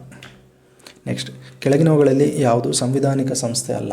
Which of the following is not A constitutional body? So ಸಂವಿಧಾನಿಕ ಮತ್ತು ಈಗ ನಮ್ಮದ್ರಲ್ಲಿ ಎರಡಿದೆ. ಯಾವುದು ಅಂತಂದರೆ ಕಾನ್ಸ್ಟಿಟ್ಯೂಷನಲ್ ಬಾಡಿ ಒಂದು, ಸ್ಟ್ಯಾಚ್ಯೂಟರಿ ಬಾಡಿ ಒಂದು. ಸೊ ಕಾನ್ಸ್ಟಿಟ್ಯೂಷನಲ್ ಬಾಡಿ ಅಂತಂದರೆ ಏನಂತಂದರೆ ಸಂವಿಧಾನದಲ್ಲೇ ಕೊಟ್ಟಿರ್ತಾರೆ, ಅಂದರೆ ಸಂವಿಧಾನಿಕ ಸಂಸ್ಥೆ. ಸಂವಿಧಾನನೇ ಹೇಳುತ್ತೆ ನಿಮ್ಮಲ್ಲಿ ಇದೊಂದು ಇದಿರಬೇಕು, ಏನಂತ ಸಂಸ್ಥೆ ಇರಬೇಕು ಅಂತ. ಯಾವ ಥರ? ಎಲೆಕ್ಷನ್ ಕಮಿಷನು ಇಲ್ಲಿದೆ ನೋಡಿ, ಎಲೆಕ್ಷನ್ ಕಮಿಷನು. UPSC ಅಂದರೆ ಯೂನಿಯನ್ ಪಬ್ಲಿಕ್ ಕಮಿಷನು. ಆಮೇಲೆ ಕಾಂಪ್ಟ್ರೋಲರ್ ಆ್ಯಂಡ್ ಆಡಿಟರ್ ಇದು ಈ ಥರ ಸಂಸ್ಥೆಗಳು ಇರಬೇಕು ಅಂತ ಇದೇ ಹೇಳುತ್ತೆ ಸಂವಿಧಾನ. ಸೊ ಅಂಥವನ್ನ ಏನಂತೀವಿ ಸಂವಿಧಾನಿಕ ಸಂಸ್ಥೆ. ಬಟ್ ನಮಗೇನು ಅನ್ನಿಸ್ತವೆ ಒಂದಿಷ್ಟು ಎವಲ್ಯೂಷನ್ ಆದಮೇಲೆ, ಅಂದರೆ ಇಷ್ಟು ದಿವಸ ಆದಮೇಲೆ ನಮಗೇನು ಅನ್ನಿಸ್ತವೆ ಯಾವುದೋ ಒಂದು ಸಂಸ್ಥೆ ಬೇಕಿತ್ತು, ನಮಗೆ ಆ ಸಂಸ್ಥೆ ನಾವು ಮಾಡಬೇಕಿತ್ತು ಅಂತಂದರೆ, ಈಗ ನಮ್ಮ ಕರ್ನಾಟಕದಲ್ಲಿ ಲೋಕಾಯುಕ್ತ ಸಂಸ್ಥೆ ಬೇಕಿತ್ತು. ಅವಾಗ ಏನು ಮಾಡ್ತೀವಿ, ನಾವು ಒಂದು ಬಿಲ್ನ ಪಾಸ್ ಮಾಡ್ತೀವಿ.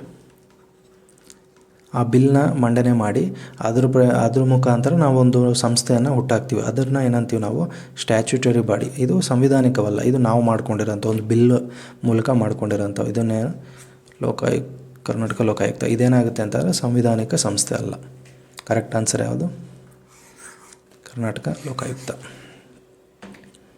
ಸಾಮಾನ್ಯವಾಗಿ IPC ಎಂದು ಕರೆಯುವುದನ್ನು ಕಾನೂನಿನ ಭಾಷೆಯಲ್ಲಿ ಏನೆಂದು ಕರೆಯುತ್ತಾರೆ? What is commonly known as IPC in legal parlance ಅಂತ ಕೊಟ್ಟಿದ್ದಾರೆ. Indian penal code. ಅದು ಇಂಡಿಯನ್ ಪೀನಲ್ ಕೋಡ್.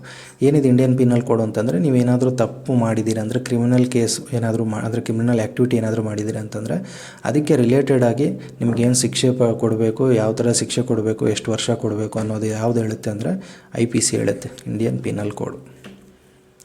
ಕಸ್ಟಡಿಯಲ್ಲಿ ಚಿತ್ರಹಿಂಸೆ ಅಂದರೆ ಕಸ್ಟೋಡಿಯಲ್ ಟಾರ್ಚರ್ ಈಸ್ ಅಂತ ಕೊಟ್ಟಿದ್ದಾರೆ. ಯಾವುದಕ್ಕೆ ರಿಲೇಟೆಡ್ ಆಗಿರುತ್ತೆ ಅಂದರೆ form of human rights violation and an offence. ಈಗ ಸುಮ್ಮನೆ ಕಸ್ಟಡಿ ಕೊಟ್ಟಿದ್ದಾರೆ, ಯಾವುದೋ ಒಬ್ಬನ ಅಂದರೆ ಒಬ್ಬ ಕ್ರಿಮಿನಲ್ನ ಕಸ್ಟಡಿ ಕೊಟ್ಟಿದ್ದಾರೆ ಅಂದರೆ ಅಪರಾಧಿನ, ನೀವೇನು ಮಾಡಬೇಕು, ಅವನನ್ನು ವಿಚಾರಣೆ ಮಾಡಬೇಕು, ಅವನಿಂದ ಏನೋ ಸುಳ್ಳು ನಿಜನೋ ಹೊರಗೆ ತರಿಸ್ಬೇಕಷ್ಟೆ.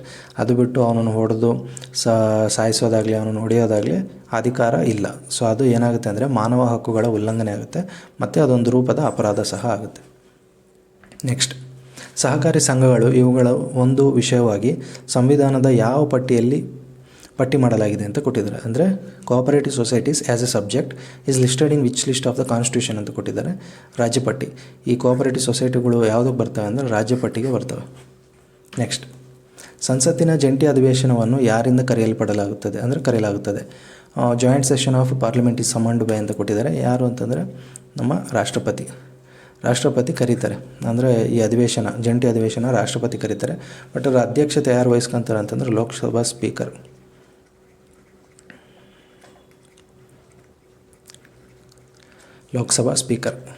ನೆಕ್ಸ್ಟ್, ಮನುಷ್ಯರಿಗೆ ರೋಗಗಳನ್ನು ಹರಡುವ ಕೀಟಗಳನ್ನು ಏನೆಂದು ಕರೆಯುತ್ತಾರೆ? Insects that can transmit diseases to human are referred to ಅಂತ ಕೇಳಿದರೆ ವಾಹಕಗಳು ಅಂದರೆ ವೆಕ್ಟರ್ಸ್. ಅವೇನು ಮಾಡ್ತವೆ ಅಂತಂದರೆ, ಇಲ್ಲಿ ರೋಗದ ಮೂಲ ಇರುತ್ತಿಲ್ಲ, ಒಂದು ಬ್ಯಾಕ್ಟೀರಿಯಾನೋ ಏನೋ ವೈರಸ್ ಏನೋ ಇರುತ್ತೆ. ಇವೇನು ಮಾಡ್ತವೆ, ಇಲ್ಲಿಗೆ ಹೋಗಿ ಕೂತು ಇಲ್ಲಿಂದ ತೊಗೊಂಬಂದು ಯಾರಿಗೆ ಹರಡಬೇಕು? ಈ ಮನುಷ್ಯರು ಇಲ್ಲ ಯಾವುದೋ ಒಂದು ಪ್ರಾಣಿ ಅದಕ್ಕೆ ಹರಡ್ತೀವಲ್ಲ, ಅದಕ್ಕೆ ತೊಗೊಂಡೋಗಿ ಇಂಜೆಕ್ಟ್ ಮಾಡುತ್ತೆ. ಅಂದರೆ ಈಗ ಸೊಳ್ಳೆ ಎಲ್ಲೋ ಕೂತ್ಕೊಳ್ಳುತ್ತೆ, ಬಂದು ನಮಗೆ ಕಚ್ಚಿದಾಗ ಏನಾಗುತ್ತೆ, ನಮಗೆ ಡೆಂಗ್ಯೂನೋ ಮಲೇರಿಯಾ ಈ ಥರದ್ದು ಬರುತ್ತೆ. ಸೊ ಅದು ಎಲ್ಲಿಂದನೋ ಒಂದು ಐಟಮ್ನ ಅಂದರೆ ಒಂದು ವೈರಸ್ನ ಏನೋ ಒಂದು ತೊಗೊಂಬಂದು ನಮ್ಮ ಬಾಡಿಯಲ್ಲಿ ಬಿಡ್ತಾಯಿದೆ. ಸೊ ಇದನ್ನೇನಂತೀವಿ? ವೆಕ್ಟರ್. ನೆಕ್ಸ್ಟ್, ಕರ್ನಾಟಕದ ಮೊದಲ ಉಕ್ಕಿನ ಕಾರ್ಖಾನೆ ಎಲ್ಲಿ ಸ್ಥಾಪಿಸಲಾಯಿತು? The first steel plant of Karnataka was established in, ಇದು ಭದ್ರಾವತಿಯಲ್ಲಿ, ಶಿವಮೊಗ್ಗದ ಭದ್ರಾವತಿಯಲ್ಲಿ. ಇದನ್ನೇನಂತ ಕರಿತಿದ್ರು ಅಂದರೆ ಭದ್ರಾವತಿ ಸ್ಟೀಲ್ ಪ್ಲಾಂಟ್ ಅಂತ ಕರಿತಿದ್ರು. ಸೊ ಈಗ ಇದನ್ನೇನಂತ ಕರೀತಾರೆ ಅಂದರೆ Visvesvaraya iron and steel plant ಅಂತ ಕರೀತಾರೆ.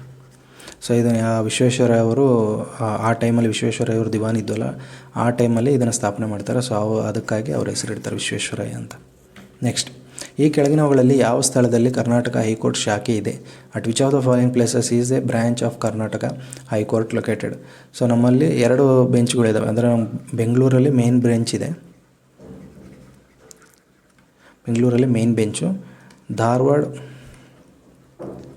ಮತ್ತು ಕಲಬುರಗಿ, ಈ 2 ಬ್ರ್ಯಾಂಚ್ ಇದೆ. ಸೊ ನಮಗೆ ಇಲ್ಲಿ ಕೊಟ್ಟಿರೋದು ಧಾರವಾಡ ಒಂದೇ. Correct answer Dharwad. ಸೊ ಇಲ್ಲಿಗೆ ಇವತ್ತಿಗೆ 6 ಪೇಪರ್ ಮುಗೀತು. ಇನ್ನು ಒಂದು 15 ಪೇಪರ್ ಇದಾವೆ ಅನಿಸುತ್ತೆ, ಅದನ್ನು ಮುಗಿಸ್ತೀವಿ ಮೆಲ್ಲಿಗೆ. ಈಗ ಎಕ್ಸಾಮ್ ಬರುತ್ತೆ ಅನಿಸುತ್ತೆ PCದು. ಸೊ ಆದಷ್ಟು ಏನು ಮಾಡಿ ಅಂದರೆ MCQ ಸಾಲ್ವ್ ಮಾಡಿ. ನೀವು PC ಆಗಬೇಕಂತಂದರೆ ನೀವು ಎಷ್ಟೇ ಬುಕ್ಸ್ ಇಟ್ಕೊಂಡು ಓದಿದ್ರೂ ನಿಮಗೆ ಉಪಯೋಗ ಇಲ್ಲ. ಏನು ಮಾಡಬೇಕು ಅಂತಂದ್ರೆ ಮಿನಿಮಮ್ ಒಂದು 10-15 ಜಿ ಕೆ ಕ್ವಶನ್ಸ್ ಸಾಲ್ವ್ ಮಾಡಬೇಕಂದ್ರೆ 10,000-15,000 ಜಿ ಕೆ ಕ್ವಶನ್ಸ್ನ ಸಾಲ್ವ್ ಮಾಡಬೇಕು, ಯಾವ ಥರ ಬರ್ತವೆ ಅಂತ. ಅದಾದಮೇಲೆ ಓಲ್ಡ್ ಕ್ವಶನ್ ಪೇಪರ್ಸ್ನ ಅನಾಲಿಸಿಸ್ ಮಾಡಲೇಬೇಕು. ನೀವು ಏನಾದರೂ ಓಲ್ಡ್ ಕ್ವಶನ್ ಪೇಪರ್ನ ಪಕ್ಕಾ ಅನಾಲಿಸಿಸ್ ಮಾಡಿದ್ದೀರಿ ಅಂತಂದರೆ, ಈಗ ನಮಗೆ ಪಿ ಸಿ ಇವು ಈ ನಮ್ಮ ಕೆ ಎಮ್ ಸುರೇಶ್ ಸರ್ ಹತ್ರ ಸಿಗ್ತವೆ ಎಲ್ಲ ಕ್ವಶನ್ ಪೇಪರ್ಸು. ನೀವೇನು ಮಾಡಿ ಅಂತಂದರೆ ಎಲ್ಲ ಕ್ವಶನ್ ಪೇಪರ್ಸಲ್ಲೂ ಎಲ್ಲ ಮ್ಯಾಟ್ರನ್ನೂ ಓದೋಕ್ಕಾಗಲ್ಲ. ಅಟ್ಲೀಸ್ಟ್ ನೀವೇನು ಮಾಡಿ ಕ್ವಶನ್ಸ್ನಾದರೂ ಓದಿ. ಕ್ವಶನ್ಸ್ ಓದಿ ಆಪ್ಷನಿಗೆ ಒಂದೊಂದು ಉತ್ತರನ ಹುಡ್ಕೊಂತ ಹೋದ್ರು ನಿಮಗೆ ಬೇಕಾದಷ್ಟು ಮ್ಯಾಟ್ರ್ ಕವರ್ ಆಗುತ್ತೆ. ನೀವು ಎಷ್ಟು ಒಂದು 65-70 ಕ್ವಶನ್ ನಿಮಗೆ ಜಿ ಕೆ ಕ್ವಶನ್ಸ್ ಬರ್ತವೆ. ಅದರೊಳಗೆ ನೀವೇನಾದರೂ ಒಂದು 60 ಜಿ ಕೆ ಕ್ವಶನ್ ಮಾಡಿ ಒಂದು 15 ಮೆಂಟಲ್ ಎಬಿಲಿಟಿ ಬರ್ತವೆ. ಅದರಲ್ಲಿ ನೀವು ಒಂದು 10 ಮೆಂಟಲ್ ಎಬಿಲಿಟಿ ಮಾಡಿ ಒಂದು ಕರೆಂಟ್ ಅಫೇರ್ಸಲ್ಲಿ ಒಂದು 5-8 ಕ್ವಶನ್ ಮಾಡಿದ್ರು ನೀವು ಆರಾಮಾಗಿ ಸೆಲೆಕ್ಷನ್ ಲಿಸ್ಟಲ್ಲಿ ಇರ್ತೀರ. ನೀವು ಒಂದು ಆಲ್ಮೋಸ್ಟ್ 80 ರಿಲೇಟೆಡ್ ಅಂದರೆ 80ರವರೆಗೂ ಬಂದಿದ್ದೀರ ಅಂತಂದರೆ ನೀವು ಸೆಲೆಕ್ಷನ್ ಲಿಸ್ಟಲ್ಲಿ ಇದ್ದೀರ ಅಂತಲೇ. ಸೊ ಇನ್ನೂ ಕ್ವಶನ್ ಪೇಪರ್ಸ್ನ ಸಾಲ್ವ್ ಮಾಡ್ತಾಯಿದ್ದೀವಿ. ನಿಮಗೆ ಇನ್ನೂ ಬೇಕು ಅಂತಂದರೆ ಸಬ್ಸ್ಕ್ರೈಬ್ ಮಾಡ್ಕೊಳ್ಳಿ. ನಿಮಗೆ ಬೆಲ್ ಐಕಾನ್ ಪ್ರೆಸ್ ಮಾಡಿದರೆ ಈ ನೋಟಿಫಿಕೇಷನ್ ಬರುತ್ತೆ. ನೀವು ಬಂದಾಗ ಕ್ವಶನ್ ಪೇಪರ್ನ ನೋಡ್ಕೋಬೋದು. ಸಪ್ರೇಟಾಗಿ ಓದೋದು ಬೇಡ ಅಂತಂದರೆ ಇದು 1 ಅವರೋ ಅಥವಾ 50 ಮಿನಿಟ್ಸು ಕ್ಲಾಸ್ ಬರುತ್ತೆ. ಇದು ಒಂದೊಂದು ಕ್ವಶನ್ ಪೇಪರ್ದು ನಾವು 2 ಡೇಸಿಗೆ ಒಂದ್ಸಿ ಕ್ಲಾಸ್ ಹಾಕ್ತಾಯಿದ್ದೀವಿ ಅಂತಂದರೆ 2 ದಿವಸಕ್ಕೊಂದು ಕ್ವಶನ್ ಪೇಪರ್ನ ಅನಾಲಿಸಿಸ್ ಮಾಡ್ತಿದ್ದೀವಿ. ನೀವೇನಾದರೂ ಸಬ್ಸ್ಕ್ರೈಬ್ ಮಾಡಿಕೊಂಡ್ರೆ ನೀವು ಆರಾಮಾಗಿ 1 ಅವರಲ್ಲಿ ಕ್ಲಾಸ್ ಮುಗಿಸ್ತೀರ. ಆರಾಮಾಗಿ ಎಲ್ಲಾದರೂ ಕೂತಾಗ ಇಲ್ಲ ಊಟ ಮಾಡಿದ್ಮೇಲೆ ವಾಕ್ ಮಾಡ್ತಾ ಮೊಬೈಲ್ ಹಿಡ್ಕೊಂಡ್ರೆ ಸಾಕು. ನಿಮಗೇನಾದರೂ ಮತ್ತೆ ಇದು ರಿವಿಷನ್ ಆಗಬೇಕು ಅಂತಂದರೆ ಮತ್ತು ಯಾವಾಗ ಎಕ್ಸಾಮ್ ಹತ್ತಿರ ಬರುತ್ತಲ್ಲ ಆ ಟೈಮಲ್ಲಿ ಒಂದು ಸತಿ ನೋಡಿಕೊಂಡ್ರೆ ನಿಮಗೆ ಸಾಕಾಗುತ್ತೆ. ಸೊ ಬೇಕಿದ್ದರೆ ಸಬ್ಸ್ಕ್ರೈಬ್ ಮಾಡ್ಕೊಳ್ಳಿ. ನಿಮಗೆ ಇದು ಅನಾಲಿಸಿಸ್ ಚೆನ್ನಾಗಿ ಅನ್ನಿಸ್ತು ಅಂತಂದರೆ ಲೈಕ್ ಮಾಡಿ. Thank you.